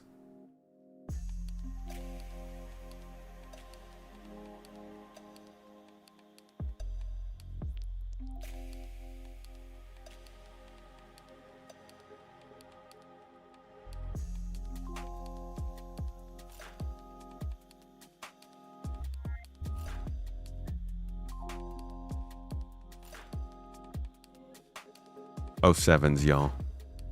You guys have a wonderful day. I'm gonna find somebody to drop you off with here.